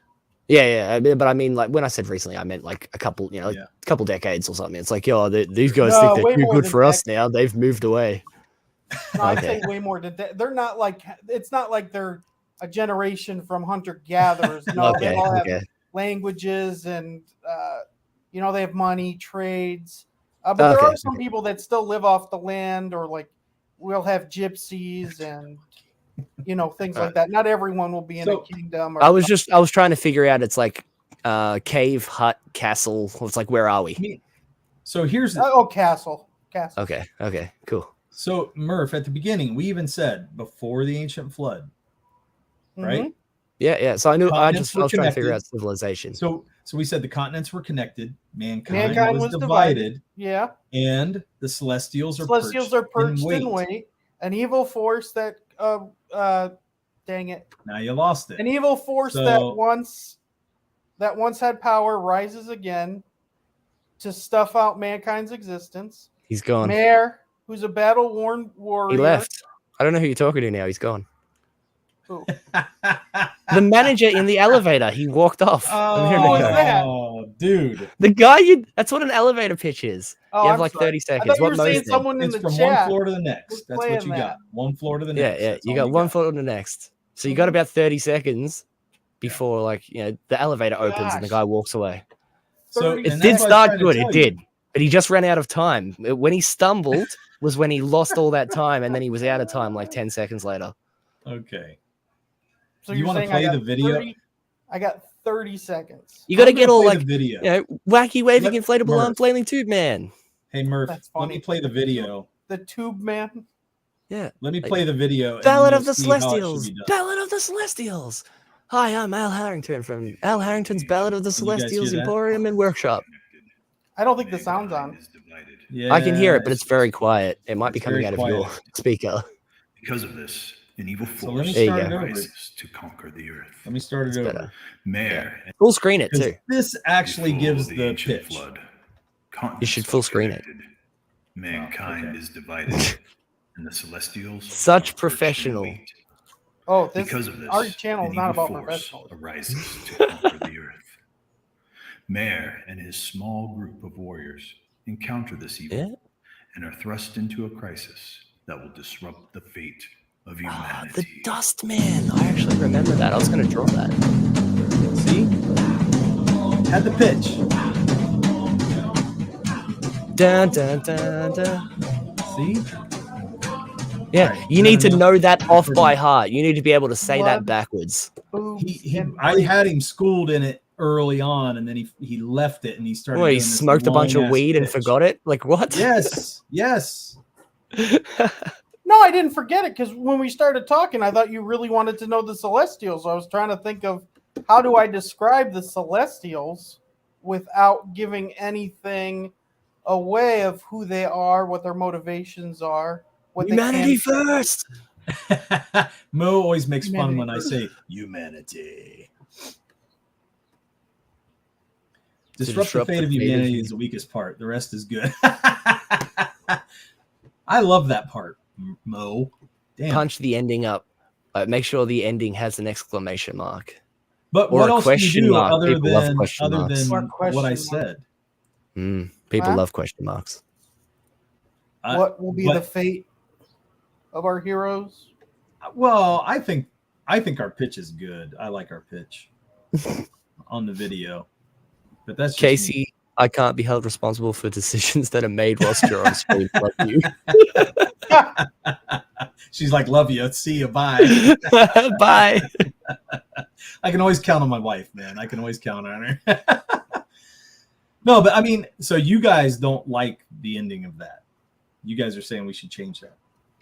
Well, that's what they're saying in the chat. I have no. Yeah, he says bigger stakes. One way or the other. Bigger stakes. The fate of humanity. What's bigger than the fate of humanity? You mean immediate stakes? Like what is? Yeah, just make it sound more not so general. Yeah. Disrupt sounds like a minor inconvenience. You're right. Yeah. They're gonna make me late for work one morning. Okay. All right, we'll change it. All right. Yeah. They're gonna shut down the power for an afternoon or something. Here's what I will say: Murph and I are open to all kinds of criticism. So I mean, we're constantly learning. So we're good with it. It's our first rodeo. Well, we were the first to ask people to come on and give us like critiques on our campaign. So people did that after us. Which was nice. Cool. See, I've never done that. Well, we just did it because we're new, we were like, what the hell do we do? And we've had a couple people on. Well, first we had people on just for our YouTube, and they gave us critiques on that. There was a lot of things we learned from that. And then before we went live with our page, we had some people look at things. So yeah, we always try to listen to people's critiques. Right. Thanks, Mo. I appreciate it, man. I always love your input anyway, so it doesn't matter. No, but it's interesting how many things you can miss. Like we didn't have a trailer till that's the week of our, because we just totally forgot about having a trailer. Sure. It was the week of our launch. I mean, it's just we had a lot of shit to get together, man. You're trying to think of everything. Yeah. Noah, what Mo's saying in the chat though, Noah listened to all the advice he got from like every direction. It is even advice he didn't necessarily want to hear, and now he's a master of the pitch. It's true. Yeah. He actually works at Hype School with us now. Well, yeah, especially the one that Bancroft had like a good 2-minute of this is how you. That was the best thing I've ever seen, honestly. Yeah. It was fantastic. Wait, what was the best thing? Crazy Matt. That is awesome. That is when Noah like true. Yeah. But no, when Noah kicked in Bancroft's stream and was just like, "Hey, you want a good comic book? Here's a good comic book." Oh, but that was the best shit I've ever seen. Noah is fantastic. Yeah, he is fantastic. I love it. I love the watching. Yeah. So yeah, I mean, he's great at it. He's getting better and better with his art too. Like he's leveling up. He's a kid, man. He does fantastic backgrounds, his buildings and stuff. Tell you, give it another year or two, and I'll be telling him he should be an architect instead. Oh yeah, because he does great backgrounds. That's awesome. That is awesome. Yeah, I just remember him. No, because literally, every creator everywhere could learn a lot from Noah. As weird as it sounds, this 16-year-old kid, right? But he has this. There's this stream. I think it was Shelby's, right? And Noah was on there. And he's talking about this page you just finished, right? And he was talking about how he did every blade of grass. And he was like, check out that blade of grass. Isn't that the best blade of grass you've ever seen? And I've never seen anyone. You will find creators who are less passionate about their actual hero than he was about that blade of grass. And that's how you do it. Yeah, it is. Awesome. Crazy Mad criticizes Murph every week and he's getting no. Is that true? This is very true. Yes. He criticizes me too, but he does, man. He's on here doing it. I should make him my co-host and kick Murph. That's the way it should be. Hey, I will trade places with Crazy Mad in a heartbeat. Would you really? Yes. So he'll be the creator of the book. If I can have the question of the week and I don't have to talk to you. Yeah, Murph can jump in the chat and just like roast Crazy Mad. You'd be sick. But you give up your IP. Whoa, we didn't say that. Oh, yeah. Well, you just swap in places. Whoa. Yeah, trade in places with him. Places, Man. Whoa.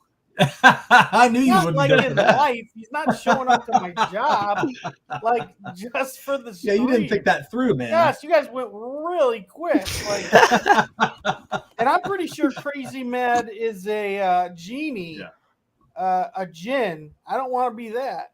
So yeah, that's fair. That is fair. That. We figured that out. Then he's a djinn, and that's why he's got the tiger face. Yeah, it all makes sense now. It does. It really did kind of fit together really quick. That's funny. That's a great very point. Important.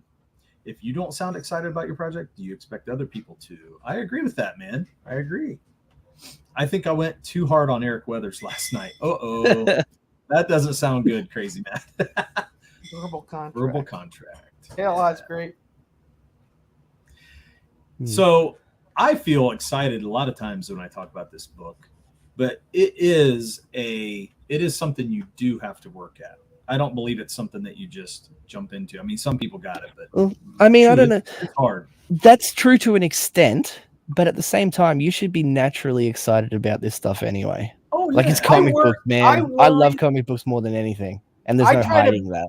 I worry I'll come off as fake if I'm too excited, like I'm trying to make a persona or something. You know what I mean? Like I don't want to come off like you know what I mean?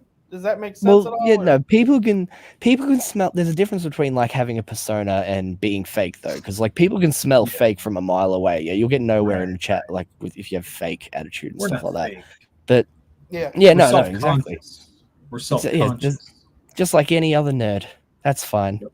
You know, like that's just something that comes with practice as well. You know, like you guys are pretty comfortable on your own stream. Sure. It's no different anywhere else. It's the exact same shit everywhere else. Right. You know, like I can talk to complete strangers now. I was super paranoid about this stuff when I first started. You go back to my I think it was like my third video on the whole channel, and it's a stream with me and Kimasabi, and you can tell like we don't even know each other. It's super awkward. But anyway, what I was saying was I want to circle back to what Mo was saying, because it's true. If you're not excited about it, and you should be excited about it, and being excited about comic books isn't fake. You know, like a lot of I've heard Jason Black said that when Kimasabi and Dean talk about comic books, all is right in the world, because it's like a true passion, you know? Oh yeah. Like you can even if you're exaggerating it and you're hyping it up more than you actually are excited about it, the things you're saying are true. Right. Yeah, you know, like it might not be the greatest comic book they've ever read, but when you say it's going to be the greatest thing you've ever read, it's because they know that you're super excited about it and you know that it's good. They don't know any of that. You need to show them. Mm-hmm. And like I understand the whole self-conscious thing and feeling fake and stuff like that, but I don't know. Well, it's YouTube's a show. I'm really worried about saying too much. Because there's a lot of stuff you that always get on me for that, and I'm telling you. I know. I'm like, don't tell people that. No, I'm like, no, you need to give more. You need. I feel the same way. No, I felt the same way when I first started. Yeah, I didn't want to say something that would like piss someone off or upset someone or make people not like me, or maybe you say the wrong thing. Story. That's what I'm talking about. Well, just don't talk about the story or anything. Yes. Like right now, you're not talking about the story, but we're talking. You know, we're saying things. Every single time I've brought up the Embrace, you don't know anything about the Embrace 2 other than the first 3 pages involve car chase. Right. Yeah. You know, and that's not a spoiler. That's the first 3 pages. It'll be on the campaign page. You know, like things like that. You gotta like just everything comes back to it. You know, like let's say like what's that dude right there on the page right now with the big axe thing? That's Mare. Yeah, like Mare. Yeah. If like let's say we're talking about cooking and I'm like, I was cutting vegetables, you can be like, you know what would cut vegetables? This sick axe that my main character has in Ballad of the Celestials. Right? Like everything. People can talk about hugs, high fives, getting close to someone. If you get even close to the word embrace, I'm there. Right? Well, like see, Mare's and too I'm much bringing of it an straight alpha back. male to be cooking. That's not what he does. It doesn't matter. He wouldn't do something like that. Yeah, you know He's what too he is? busy He's such an killing alpha male. What?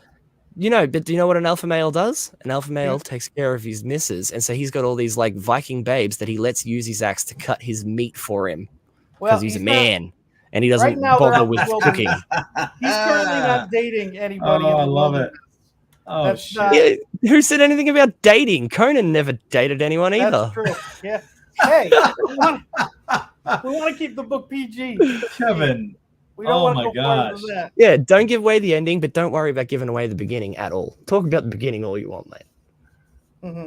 Shane Davis spoils all kinds of shit.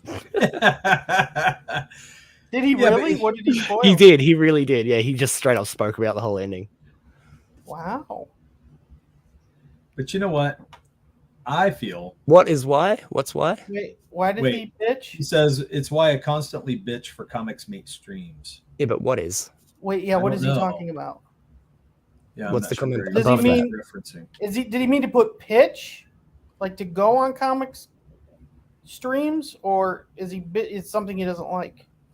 Yeah. Oh no, maybe he's saying I'm not because sure. when I said all is right in the world when Dean and Kimasabi talk about comics. Oh. Yeah. Well, I'll tell you what. We had Kimasabi on. We Oh, were talking oh, about how the characters got changed, and he and I really got into that. That was fun. Yeah, So- yeah. Kimasabi's great for just content. If you have nothing to say, just let him on. He'll talk. Oh he my can gosh, just go. yeah. It's good. We had a lot to say, and it was a great. We've had him on 3 or 4 times. He's probably Uh-huh. been our most guest, right? He's the best co-host in all of CG. I'm telling you. Oh yeah. I mean, I want him back on. If he'll come back on, we'd love to do it again. So, He's been busy. but you though. too, man. You're always welcome back too. So, So- Crazy Med said, "Have the passion that Dirk had when we were talking Star Wars." Yeah. Derek doesn't have Yeah, why don't passion ya? for Star Wars. He's Well, sad. Star Wars is dead, Murph. Let it go. That's how Derek is. I was never a big that's- Star Wars person. It's because so my heart. It's because my heart Yeah. died Mine when too. Star Wars died. Mine too, man. Don't worry. Oh man, Dean is right. See, when Hmm. Dean and Kimasabi talk, all is right in the world. Okay. Yeah, that's talk what he was comics. talking Specifically talk comics. Well, and we do Nothing that. else? I mean, some of the stuff we haven't hit upon, but I feel like we've hit this on and off. Murph, you're off your game right now. That's for damn sure. Well, yeah. Well, I was a little confused, and Dean got me really thinking about how to explain the Celestials and who they are. And I'm also going to deliberately make it difficult for him. well, Yes. it's fine. Well, it's good.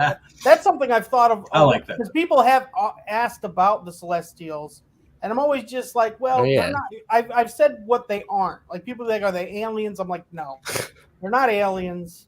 I Nothing hate like that. I hate Are they when people angels go and to those stuff? things. Because the word celestials makes me think like angels Sure. and devils and stuff. They're like god-like creatures, aren't they? I would say they're kind of their own thing. I mean, because we're focusing on mythology, this is kind of a what we're doing is we're explaining why so much mythology is so I don't want to say connected, but they have the same themes, the same Mm-hmm. gods that these things kind of I honestly believe, and this is where the story comes from, is all those things did happen in some way.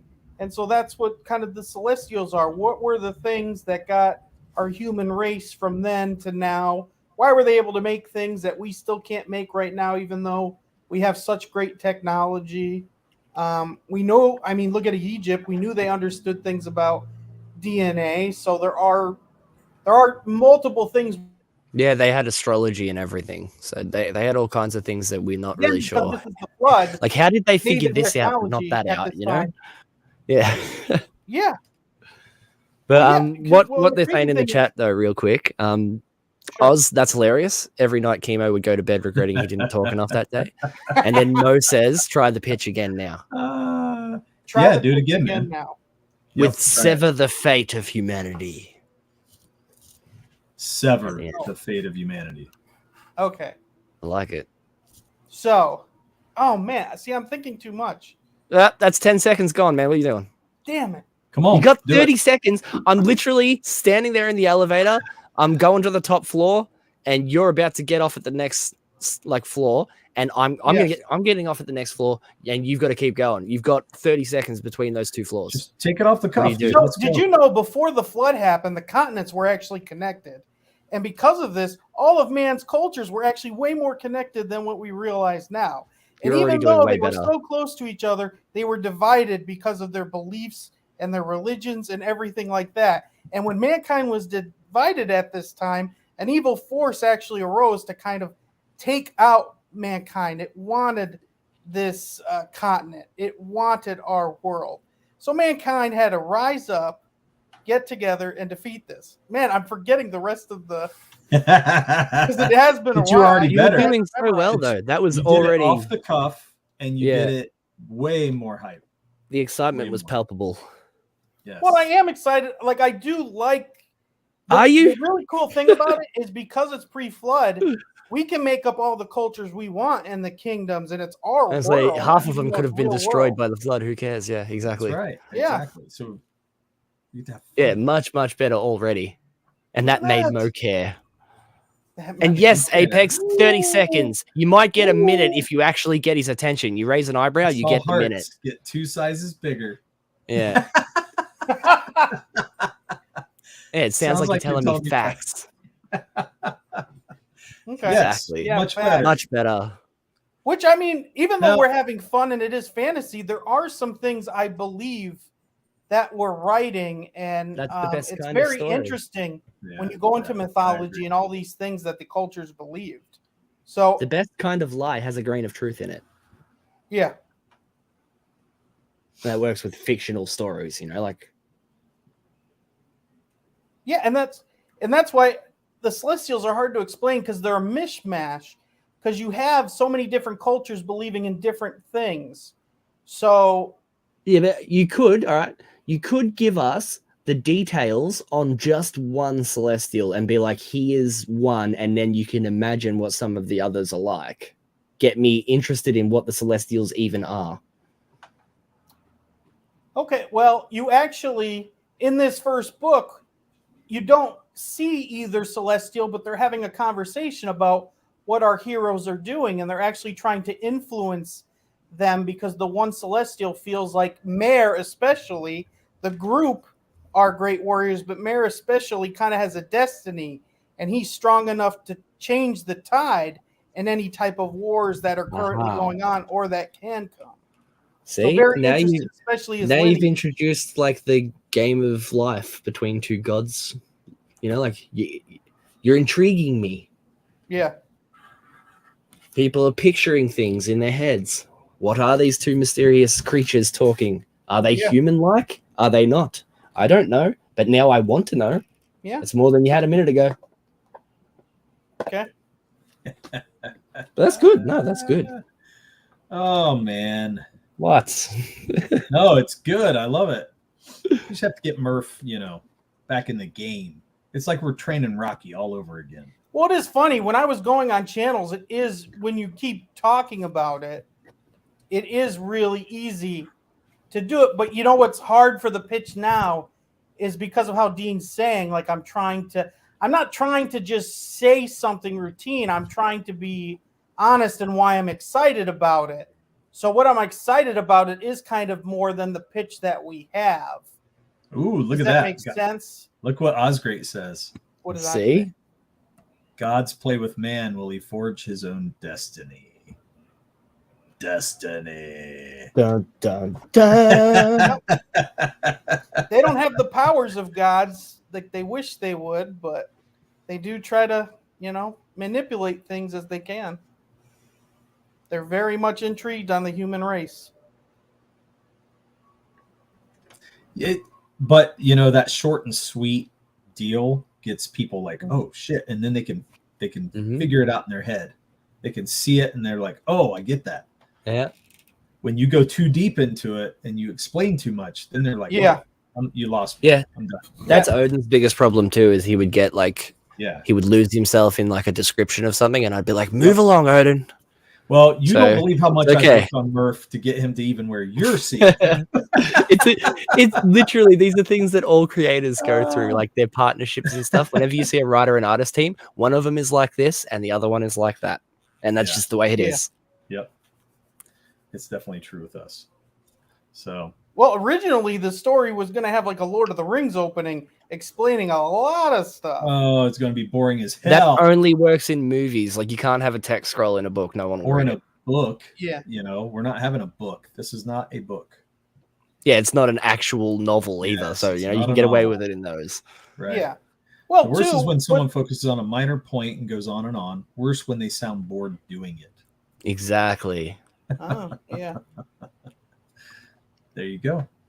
That is, I've noticed that it's not, I wouldn't say it's common, but it has happened a couple of times where there's a creator who like would, you know, they'll be trying to sell their book or whatever, and then they'll go off about, you know, like their favorite thing is trains, for example, yeah?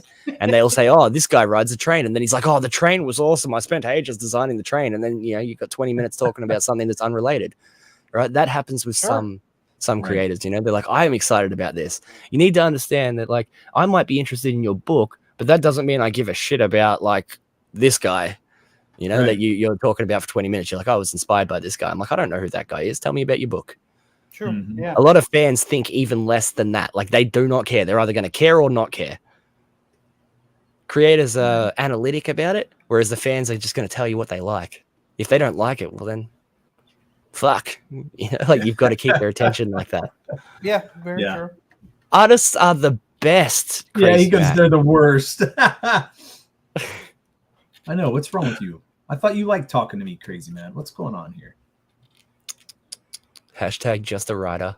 That's right. That's right.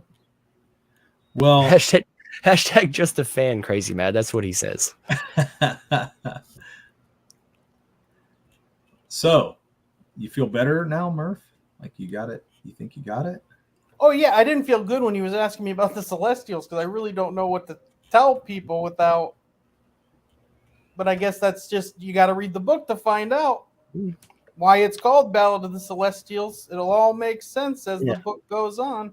Well, yeah, as I said, I think you should probably focus on the first Celestial that any of them meet and actually tell them about that character. And then you can be like, and there are others, but, you know, they're not quite like him. You know, that's entirely up to you. But I would say give them a definitive idea of what a Celestial is. Boy, even if they're all different, you can be like, they're all different. Yeah, they all have their own one personalities, and they will be fully fledged. Yeah, but do they have their own? Do they have their own powers and stuff, or are they all the same? What are they? See, I don't know any of this. I'm picturing glowing white people with no definition on them at all, one way or the other. Do they have scales? Do they have wings? Are they humanoid at all? I don't know any of this. You need to describe at least one of them in detail to the fans and stuff. You could be like, this is what a Celestial is, and he comes from a race of them, or a family of them, or he is different to the rest of them. But you need to describe, you need to not have the question of what even is it. Because that would be the main barrier of, like, a lot of people are going to be like, I don't even know what this is. Why would I buy it? What if I talked about how the Celestials... Are they hot babes? Corey has a good question. Oh, they can be. They can be. Hey, Corey, thanks for coming by, man. They can be. Yeah, see? They can. Well, I'll tell you this. There are male and female Celestials. He said, the heck is this channel? Look at that. We've been going for a while, Corey. Come on, man. I naturally assumed that there would have been males and females. I mean, that's good to have confirmation. I mean, that's the thing. We are definitely... I'm picturing like Asgardians or something. Eternals. Are they like angels and stuff? You know, like, are they like... No, but you know what I mean. Are they like fancy... Are they like fancy people with powers? No, they're not fancy. They're not people. They're not humans, no. Are they monster-looking creatures? Well, but they're human-esque, right? They can... Human-esque. What'd you say there? They're human-esque. Yeah, I mean, they can look like humans. Yeah. But that's not their actual form? No. See, you need an answer. You need an answer. Yeah. I guess their form depends on what they want to do. Their form can change. Every question I have asked, you need to have a definitive answer for. Like, there's nothing you could ask me about the Embrace that even if it's a spoiler, I wouldn't have an answer for it. I'd still have the answer that you're looking for, and you'd be like, oh, fuck you, but okay. How do I answer stuff, though, with not giving spoilers? Because we want them to... Because even when they start when the character... Define spoiler. Well, for instance, like... So when they start having relationships with the human characters in the book... See, I didn't know that was even a thing that they could do, let alone do. Oh, yeah. Now, not in the first, but eventually, yeah. So where are they? How about that? Oh, damn. That's a huge spoiler. No, but they're not on Earth, are they? Are they in a spaceship, or are they on another planet? Are they in another realm? These are all things that you could answer without spoiling anything. You could say yes, yes, no. And that's not a spoiler. Well, they're not in a spaceship. What were the ones you said? Spaceship? No. They're not in a spaceship. Another planet? No. Another realm, like Asgard or something? I guess it depends on what you mean as a dimension. Is a realm just another planet, or is a realm like no? A realm is. dimension? I would say realms. Yeah, I'd say realm's another dimension sort of thing. Like, you know, you need to go through a portal to get to another realm. See, these are things you could answer without spoiling the book for us. No, and I'm not. But your definition of realm having to go there, you don't have to go through anything. You're laughing though, Derek, but you know what the Celestials are. Yeah, but you wouldn't say you have to go through a portal. Like, they're not like that. It's not a. But if it's just a distance thing, but if a realm is just a distance thing, but if it's just a distance thing, it's just another planet somewhere in the same space as us that I could just fly to with enough fuel. You know, like, listen to Corey. He goes, I think there should be more babes than dudes. Too many dudes in comics. Why do all these comic artists like drawing dudes over babes? I don't get it. Why not babes? Why? Well, we have I guess he's right. We have one babe to 4 guys, so we need. I draw nothing but babes, Corey. What the fuck? The last 5 things I've drawn, it was Tofu, Aerith, some other chick. Like, what are you talking about? Oh, that's good. Well, but Corey, I think now with the whole transgender thing, is babes aren't as good as fighters or athletic what even or is a babe as anymore? Males. Like, so when you're having awesome battle scenes, that's pretty bad. You can't even tell what a babe is. You can't even define it anymore. Yeah, no, nobody knows. That's why nobody draws them anymore, now. Corey. Oh my gosh. That's the thing. We are drawing hot babes. You just can't even tell. Yeah, you don't know. Yeah. You know, Dean, it's not that I don't have an I guess to describe. It feels like you don't have an answer. Because they're not. Well, I guess myself, because again, what they can and can't do. It's not they're either here, like you're saying, like planets or anything. They're different than that. Like, you're just thinking of straight up matter, and it doesn't mean they're creatures that have matter. You know what I mean? From a scientific. Oh my gosh. So they're energy beings from another dimension, then? No. Oh my gosh. Well, this is how will they explain? You son of a bitch! Come on now. Put that. That was awesome. We definitely need to get more of those. I was trying to get you to move, man. Like, okay, listen. This is what's so funny is this was called Adapt or Die, and we had a whole different idea of how this was going to go. But look how much. And he's adapting to every question. I know. Right? No matter, he is determined to not say a single thing. But he's adapted. Adapt or die. He's kind of dying sometimes too, but it's been hilarious to watch. Okay, so Dean, they are here, but they're not here. Made of God damn it. Flesh. They are living creatures that are not made of flesh. That like are a hard here. light construction. Gas beam, like a gas beam, like or like how Green Lantern's energy. The blue light. It's a Oh my god, jawline that and blue light hips and special. Adam's apple. That's true. Yeah, that's true. You could say they're formless beings They're from not from another dimension. dimension, though. That's not. Where are they from? But aren't they? Where are they from? They are from another dimension. No. What's the not place really. called? Come on, Murph. This is ridiculous. What are you talking about? What do you mean being ridiculous? No spoiler. Just got 10 feet higher. That is true. Oz is Oh like, my if he God. dies, he dies. This is for the best. I mean, that's the point of this, right? This is great. Yeah. I love I this. still know well, I know a little bit now, but I still know very little compared to how much I should know for There the are amount of living time we've been beings that talking. are here, but they're not flesh like you would think of us. I mean, So are they like, I've seen movies and TV shows and stuff with like gas creatures, light beings, whatever you need. I can fucking put it together, man. Just like give us something. Look, crazy Matt. The heavens. The heavens? Are they from the heavens? they're not from the heavens, but they reside there. See, but I feel like that's too much of a spoiler of what. That tells us nothing, Why? Murph. Why God, is that's that not a spoiler. That That doesn't is even not make a spoiler. sense. That Like, gives how are they- us nothing. It gives us a direction to look. Now we know it's not aliens and Gosh. laser beams. You know You know, what? like- Dean, I owe you, man. I owe you. That's all I gotta say is I owe you so big. So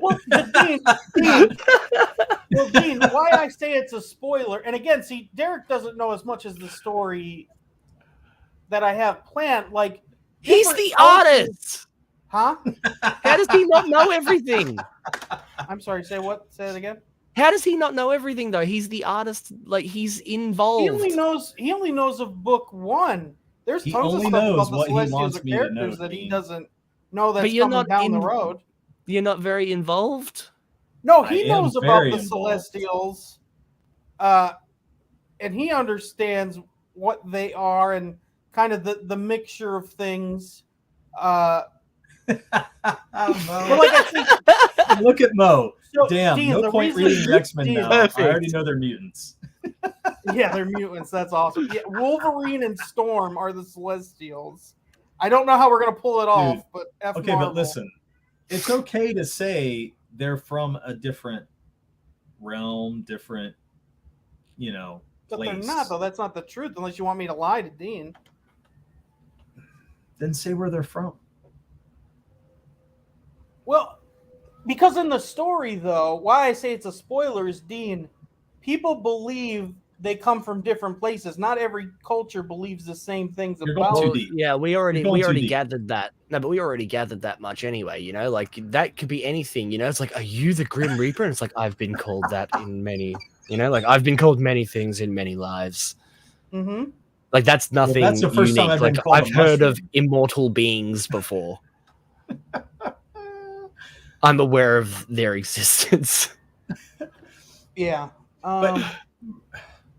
Dude, I think you're thinking about it too hard. I really do. You are. Well, because I'm Yeah. thinking about how they interact No. with everything, and Nobody's going to remember like- that. They're going to remember it's like the big point. Basically, That's like it. people versus like monsters, like gods and monsters, but they're not gods.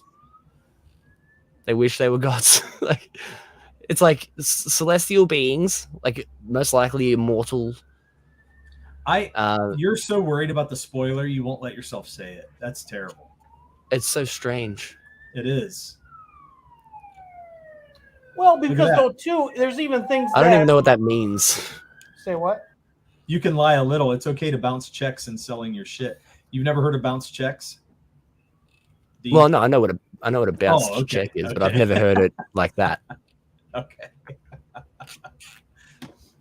It would make more sense if they were babes. It's true. Yeah, Look, 10% more babes in every book, at Murph, least. Just let it out, man. It's okay. This is therapy for you. This is therapy. Yeah, but no. Before we move too far away, though, it is kind of therapy for Murph. He needs it. I think it is too, because here's the thing. He was so worried about me telling too much. And all I was doing was hyping a little. And he would be like, no, you're telling them everything. And I'm like, no, they're not going to remember half the crap I'm saying. Well, You know what I mean? They're going to remember some of it, but they're not going to remember every detail. It's okay. My let advice some to things you out. guys as a couple, like as a team, as a pair, Yeah. you need to tell Dirk how it ends. I know absolutely everything about the Embrace. I can tell you the next 4 villains. I can tell you exactly what is going to happen. I can tell you the final scene. Then he forgets that I told him that. No, but he needs. It's because you're like Odin. You go into the whole history of everything, and then we're on to 10 tangents, and then people space out. And people space out. You've lost me by that time. Odin's tried to teach me history many a times. I space out every time. It's an ongoing comic, so there's going to be a lot. Yeah, but you've got time. You guys can spend an entire afternoon talking shit, working out plans and stuff. He might actually have something cool. There's a lot of stuff from specifically the Embrace 2 and onwards, right? Not really much in the first one, but there's a lot of stuff that was my input that I was like, this would be cool. And then Odin was like, that would be cool. Let's do it. Right? You might say something to him. Derek. Yeah, it could happen. It could happen for stuff further along. You could talk about your plans, and then he has an idea. Anytime I talk about things further, he doesn't want to hear it. He's like, let's focus on this comic. No, and then because you go so next? Deep. It's because you go so deep. You go so deep into it. I'm like, okay, I'm not going to hang on to all that. Just give me the big points. Like, let's pretend we're talking about Star Wars for a second, yeah? Give him the cliff notes. Be like, in the next one, we're going to find out Darth Vader is his dad. Right. You know, like, these are the things he needs to know. And then he could probably put Easter eggs in the first one if he knows what's coming. Yeah, I mean, you end up with a better product. What about the third or the fourth? He knows some. He knows a little bit about the fourth. I can tell you every single villain in the Embrace. After Strangle, we have a character called the Chemist. We have a Mechanic. Ooh, they all have these like neat names like that, yeah, and like that's not what they do at all. But there's a bunch of them, and yeah, like you know nothing about them now, but now you know they're at least different. Because obviously the Chemist and the Mechanic are two different guys with different attitudes and different styles. But yeah, like you still don't know anything. You could have given me a Celestial's name and another Celestial's name and been like, this guy's an asshole. This guy's super neat and prissy and clean. There you go. They don't get along now. That's all I need to know. You're asking me what they are, though. That's not what you're... Yeah, but that's just but why can't you say where they're from? Yeah, it's just an example. You can give me any minute detail and it's not going to wreck everything because I don't have every minute detail. There might be something that you think is super obvious, but that's only because you've got all the context. I don't. That's a good You could be like, his axe is like a magical axe or some shit, right? And you're like, it's actually a chosen weapon, blah, blah, blah. And you could say that to me and I would not know shit. Right. Because I don't know where it comes from or anything like that. Right. Is it a magic? I don't know. Yeah. Yeah. I don't know if it is or not, but like, just an example. Yeah, but you're exactly right. I've had this conversation with him before, but he really holds on to everything. Yeah, like he's shutting down. He's like freezing. He's like, no. No, I'm thinking about stuff. He's building. He's looking up at the top of his fucking spoiler wall. I've told you about what the Celestials are. No, I've told you about weapons and things like that. I'm like, we can talk about this and we can tell them this, but they still don't know how we get there. They don't know what it means. They don't know a lot about it because really you're dangling that carrot. They see the carrot, but they don't know what that carrot is. They don't even know it's a carrot. They're like, hey, there's something out there. Exactly. Hey, Mo, I was saying to Mo, the Star Wars thing, Murph needs to tell Dirk and vice versa. Like, they need to talk to each other. You don't need to know anything yet about, like, Vader and, Luke's dad and stuff. That's like, he needs to know those details because he's part of the team. Right. Like, I know exactly, I know the very, very ending of the Embrace. Like, we said it's going to be like 6 books long. I know exactly what that last page is going to be. So, Dean, though, ours is an ongoing series. We'd like to have like 100 of these. So it's not like... but that's like, you don't need to talk about 100 issues from now, but the next 10. Like, I know the full 6-issue arc. He should know at least 6 issues worth of arc. Because then you get things like he could put Easter eggs in. He can put characters in backgrounds and stuff like that. And like, if he knows there's going to be a character here that shows up in issue 60, who's like, I've been watching you for a long time, he can put the character in issue 5, just in the background somewhere. And you'll be like, what the fuck? That's the bad guy from issue 60. So you're telling me you want me to have him know 50 issues? He needs to know at least half of it. He does. I mean, if you tell me the first Well, I don't know everything about the first 3 yet. I mean, I know some stuff. He needs to know everything about the little. first 3. You need to know everything about the first 3. 100 issues, we'll all be dead. No doubt, man. It's the truth. Yeah, that's true. Whew. I mean, actually, 100 With 6 issues is going to take us about 10 years in total, I reckon. 8 years. Let's say 8. I was being generous. Oh, but yeah, it's going to take a few years. Like, we're already on year 2. We're in year 2 now. Yeah, but I mean, it'll go quicker and quicker too, especially when we have money. The more money we have, the more people we can have join our team, which is quicker. That's the whole adapt to die. Like Derek's probably going to illustrate the whole next book just to make it quicker. But in order to get money, you need to tell us what it is we're giving you money for. Mm-hmm. Mm-hmm. Well, I feel. Don't just say yep. Like, yep, no, that's true, dude. No, I agree.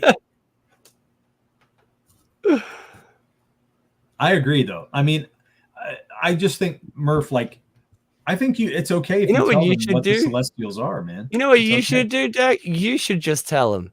Just, like, rip that Band-Aid off. You should do it. That's what I would have done to Odin months ago. Sometimes it's better to apologize than ask permission. No, I've done that enough. I've done that. And he's like, what are you doing? Oh, my God. And he freaks out. So he needs to do it. I think this is more fine in the end, and you're both still here, so you should just do it again. No, that's not true. If you told the audience that the Fellowship is going to break, so in the second one, Aragon and Nicholas But you're not telling them that. You're just telling them where they're from. That doesn't give away everything. Even then, I've seen Aragon, and none of that meant anything to me. Right. Well, that's not true. That's what spoilers are. If Derek talks about things the Celestials are going to do and how they're going to change the world, I'll get in the chat and I'll bully you, Corey. It's him or you. Wait a minute, Murph. So do you think giving away where they're from is going to spoil the story? Do you think can, because again, like I said, of them being different. I want to know if it will. People can. Well, it definitely can.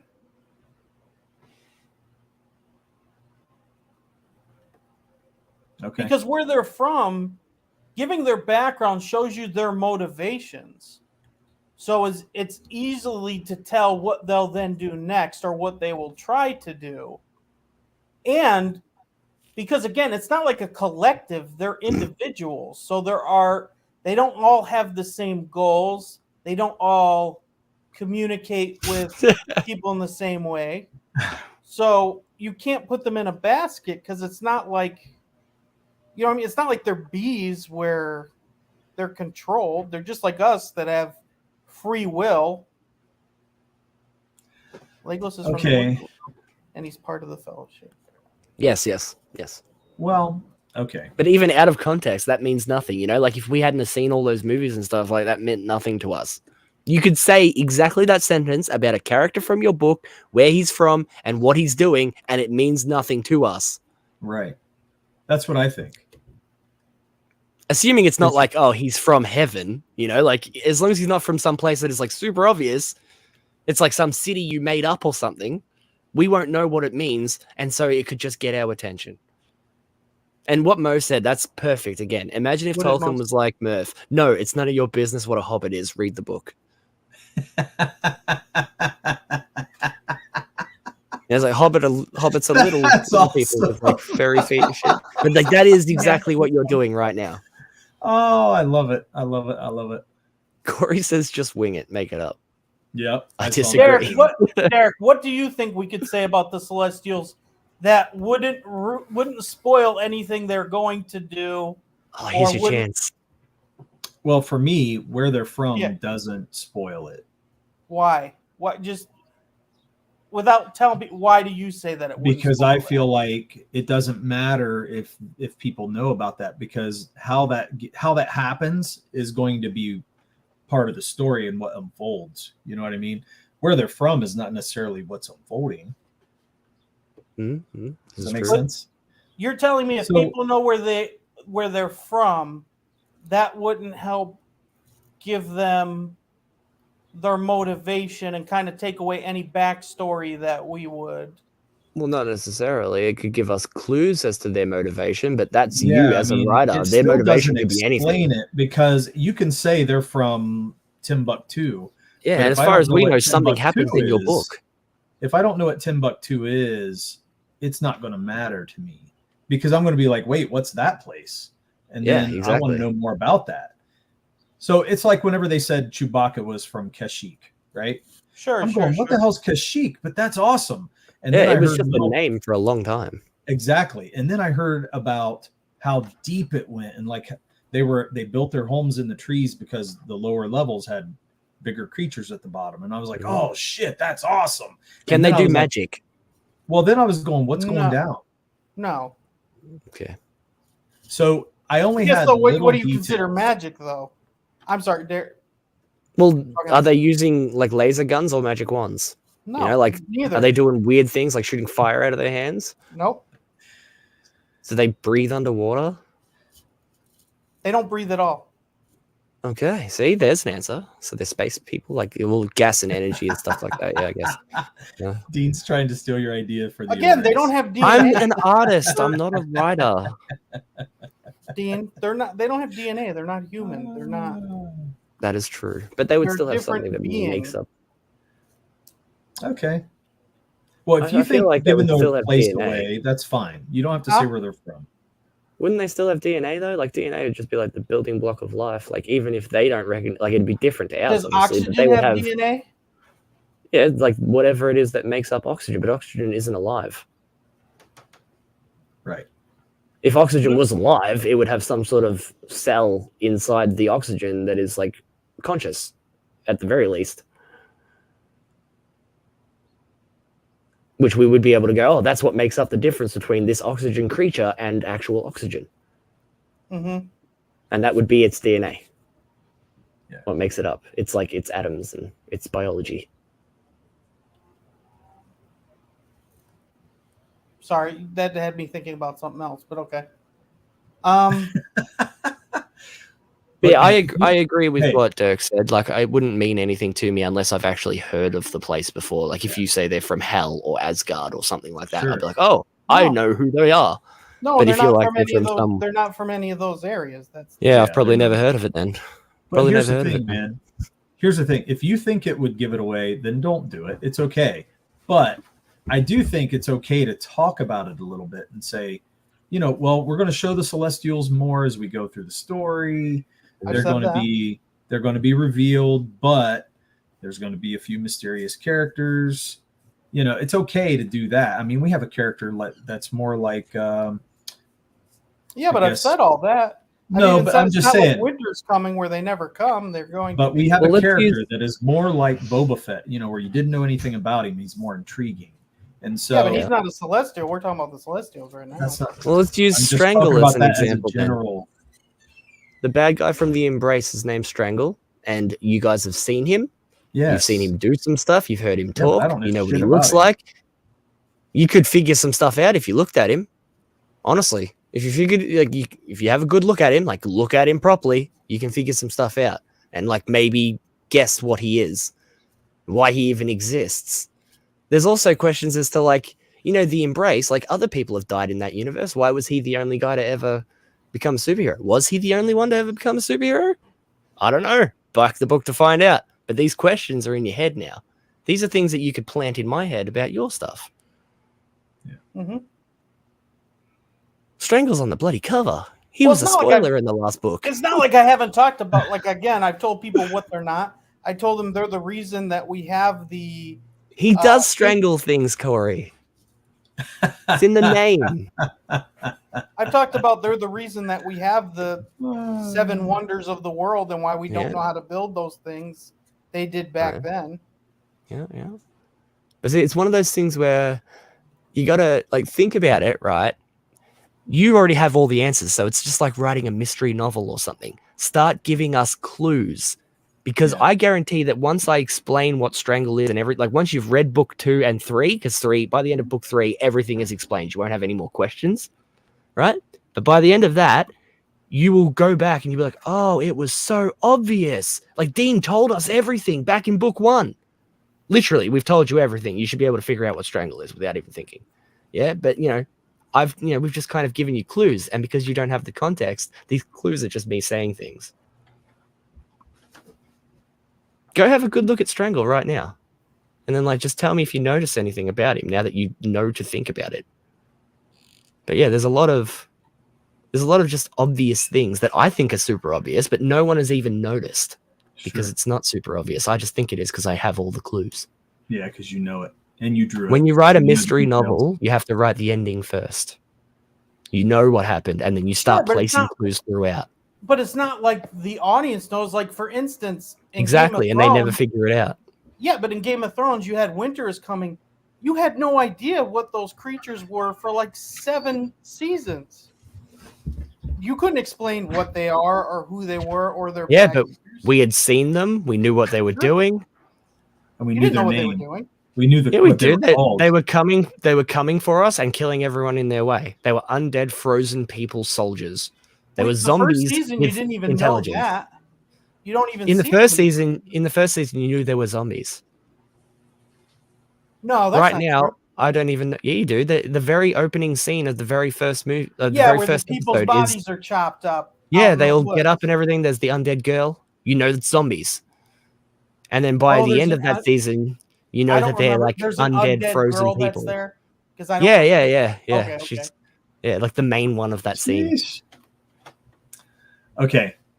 If you don't want to, that's up to you. Got my attention before the dragons even got my attention. I was like, "Oh, zombies!" No shit. Strangle is a great part of the embrace as a name. An embrace involves two people mutually coming together. Strangle involves one person taking. Exactly, Ape. Yep. You're on the right track, mate. You're on the right track. But yeah, Dean Reptilian confirmed. Ned Stark dies. That's funny. So, Murph, if you don't feel comfortable, man, don't do it. But I'm just saying, I think it's okay that you would. We have given you a lot of great examples that, even if he doesn't do it right now, ponder the examples that you were given. Me and Strangle, everything Mo said in the chat. Think about those things. I didn't see a lot of what Mo said, unless you guys. Well, the Hobbit lines and stuff. The Hobbit. You saw that. Don't tell me. I mean, just read the book.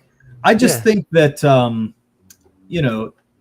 I deserve to know if there's a dragon, Murph. Well, are you asking, are the Celestials dragons, or will there be dragons in our book? Both. I deserve to know. Well, there'll be dragons in our book, yes. Is a Celestial a dragon? Even just one? No. Do they ride dragons? You could be like, he rides dragons, and then I have a million more questions that you don't need to answer, but I know there's someone riding a dragon. These are things that you could sell me on. Yes. Well, here's what we can sell you. Yeah, they wouldn't ride a dragon, but they would do something different. But if you've seen all the mythology, what centaurs are and all those mythological creatures, we're going to see those. We're going to see those in our book. But again, those aren't Celestials. No, but you're going to see all that shit. It's going to be fantastic. But that's not Dean's point. Dean's point is the book is called Battle of the Celestials. That is more but that's all selling points. What they that's are. All selling points. Because centaurs have fans of their own. People are like, "Oh, I like centaurs." Well, this is all selling points. If you tell me just that, what's it called? Anubis style dogs. I'd be like, "That is sick." We're going to but I don't need to know who runs the army. I just need to know that there's an army of Anubis style dogs there. Yeah, but I mean, we've talked about that because even on our cover, the beast that's a hybrid. There you go. That's not something we've kept from fans. Well, we've talked about it all. We're going to have creatures from Norse mythology. Norse mythology. The only things I've kept back of what the Celestials are, what their motives are, because again, they're not a collective. They all have different things they want.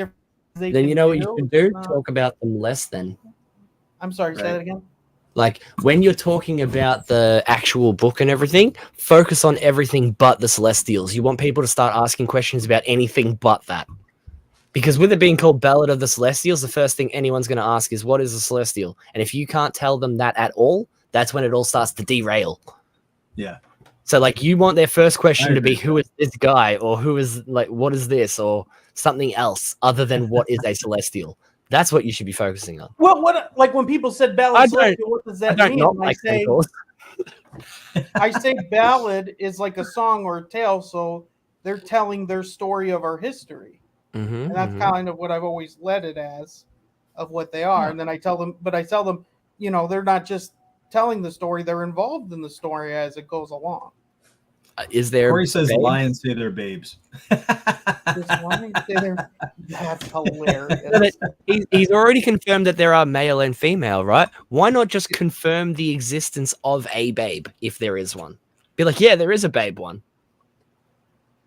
Well, what does that matter? There's babes of all different. Yeah, but no, be more specific than that. Don't like. Of course, there are babes existing in the universe. It's like, shut up. Well, like. That's like asking, is there a character? In the universe? Yeah, right, like, yeah, like, look, let's talk about like Thor and Loki and like Asgard and stuff, right?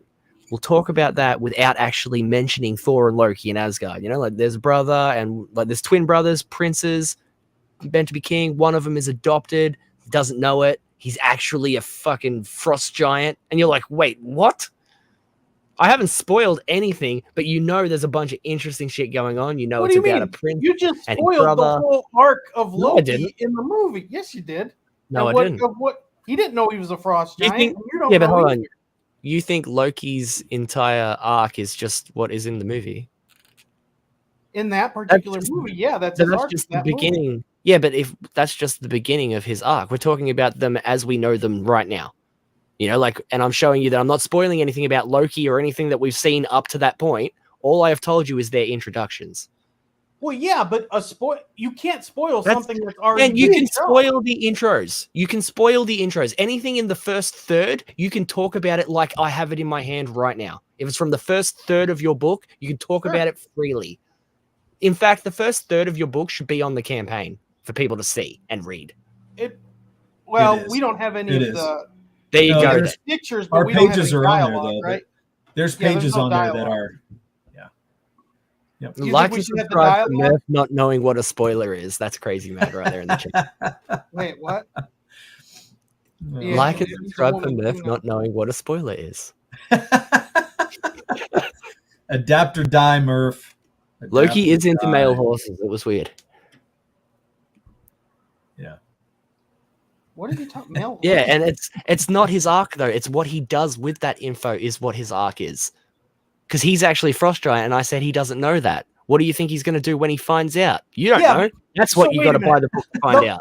If you're selling Thor 1 in the trailer, they don't tell you that Loki is not Thor's real brother and is a Frost Giant.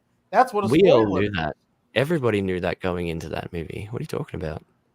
Pretty sure he was blue with red eyes in the trailer. The original Thor movie trailer. I have no idea what he was in the trailer. I'm sure he was. That's my favorite MCU Phase 1 movie.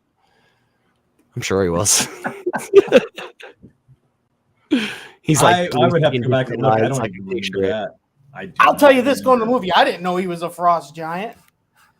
Well, that's just because you're not a Thor fan, then. Yeah, everybody knew that. Yeah. Well, that was like, you were like, Bruce Wayne is Batman. It's like, yes. Yeah. But I mean, there were definitely people who went in there not. There was normies and stuff that went in there not knowing that stuff. Yeah. But if I was to say that doesn't spoil the Thor movie because it's like, how is Loki going to react if he finds out? I didn't tell you if he even finds out. I just said he doesn't know. Does he find out? I don't know. I'm not telling you. That's what you need to watch for. If he finds out, does he get mad or does he accept it? I don't know. I'm not telling you. Watch the movie or buy my book, Mm-hmm. That's the difference between a spoiler. Like if I had spoiled the end of it, that's the spoiler. But me telling you like his setup, that's not spoiling it. Arrogant Ape says Batman is what now? I'm sorry. I love it. Yeah, there's a lot of things like that. We have so I was going into that character. We have a character that's much like Boba Fett. You don't really know much of the backstory. He's intriguing. He's going to be throughout the book, but you don't know what's going on. So you keep dangling that carrot. But he's this great character though, and so we can show him. He's got this great look. I've already done pictures of him, and is that dust dude? I like that guy. The dust dude. Yeah, I don't know what you mean by dust. He was like sand-colored in a hood. Yes. Can't remember. Yeah. Yes. You like him? I do like him. He's got a great That's design. cool. Thank you. Yeah, I mean, and Wait, that's what it. happened to Uncle Ben?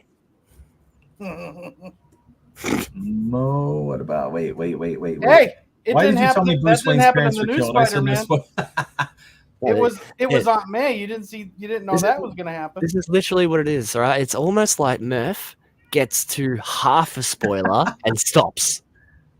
Yeah, Right? Like he's like, that's Which a is spoiler. better than spoiling it, though. Yeah, but yeah, it is. It is if we're going to watch a movie or something and you've already seen it. But when you're trying to sell something, right, like double depends on what it you is, think man. is a spoiler, and then Here, like that's where you stop. I guarantee you, I could let Derek say something he knows, and then I could tell you how that spoils tons of ongoing stories of how things will be revealed to the reader. Oh, okay. Give him permission to say one thing that Okay. you would consider a spoiler that he doesn't, and then I'll tell you if it has shit. spoiled anything. Okay. I'll tell you what I got. Wait, That's because fine. I have to know what that is for. I have you to can say have an whatever idea what that is. Just say one thing. Just say one thing. I don't know why that you Derek's know acting that like none he of us doesn't do. know stuff of the story. He's No, always it's telling not me I tell that. him It's too that- much. Off the top of my head, though, can I do that? I'm not sure. You know what I Uncle mean? Ben is just sleeping. I probably couldn't do that right now. I'd have to get refreshed on some of this because it's been a lot, Uncle Ben's and a just- long time ago that we talked about it. Yeah. You know what Tell I mean? me the name. Tell me the name of the place that the Celestials come from. Yes, Derek, tell him. I If can't tell don't you think that. That's a spoiler. No, I can't tell him that. Yes, you can. No, I don't know the name of it. Yes, you do. Oh my god. Nah, dude, come on, man. No, I See how don't. Derek's playing coy. No, I'm really not. I'm serious. Okay. I don't know the name of it. And If how do we've you know talked who the about that, Celestials are if you don't know where they're from? Exactly. But he does know who they are, so he. I'm telling you, there's been so much information that we've talked about. Sometimes, though, this is what I'm talking about. You've gone so deep in tangents and everything else. Well, you can't tell it's me I hard don't to tell you enough, and follow then I it. tell you too much. You kind of got to give me something Well, here. but we do not cover like main points. We go off into a million things. Be And I vague feel like as hell about sometimes- specific points. Yeah, it's weird. I don't know. Yeah. I'm just telling you, I cannot remember that. I cannot remember it right now. You can't. I'm sorry, you can't remember what. Where they're from. He can't remember the name of the place they're from. Yeah, I can't remember it. Just the name. You don't need to describe it or anything. Just say the word that they call their home.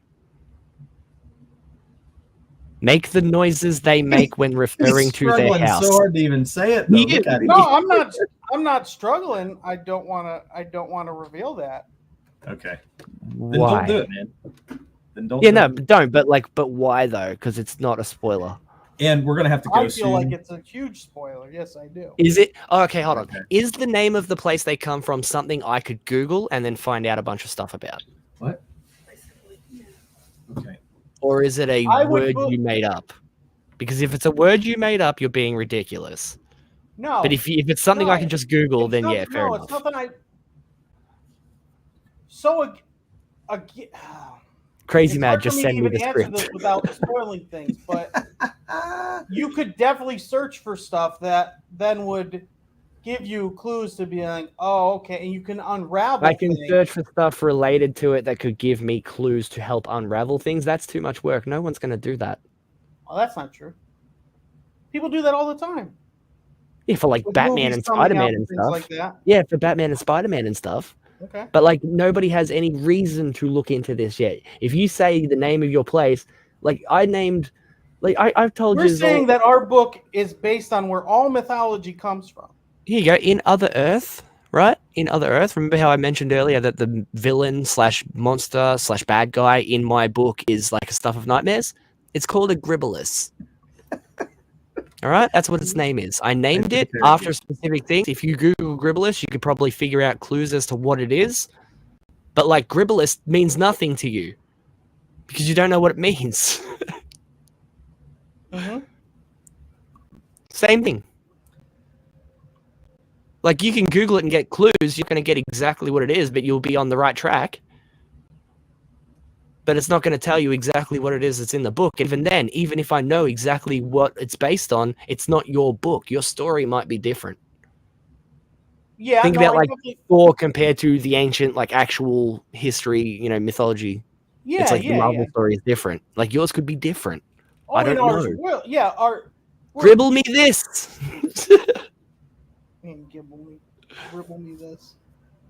Yeah, you're not Googling Gribblus. That's fair. I think you spelled it wrong too. I can't even remember. It's been that long.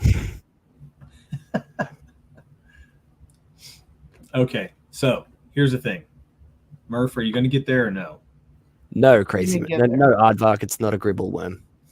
What'd you say, Kevin? Get Murph, where? Are you going to tell us or not? If it's a no.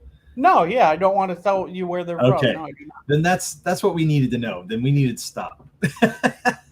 Just because. Well, because I was thinking how to say stuff without. Because I know what Dean's getting at. Here's the thing. Dean, you're getting at like just make up a name, and I mean I could make up a name, but in the book, no, I'm not telling you to make from that will. Murph. That's not what I was saying at all. Sure, I was saying that like I actually just made up names in the book. Like, tell me what they actually called in the book. Don't just make up something now. Yeah. Like whatever they're called in the book, unless that is something that I could Google and say, oh, that's just Norwegian heaven. Like don't ruin it like that. And Gribblus is like German or Swedish or something. Yeah. I get what you're saying. Okay, guys, we're gonna have to end this because we've been going here for 2.5 hours.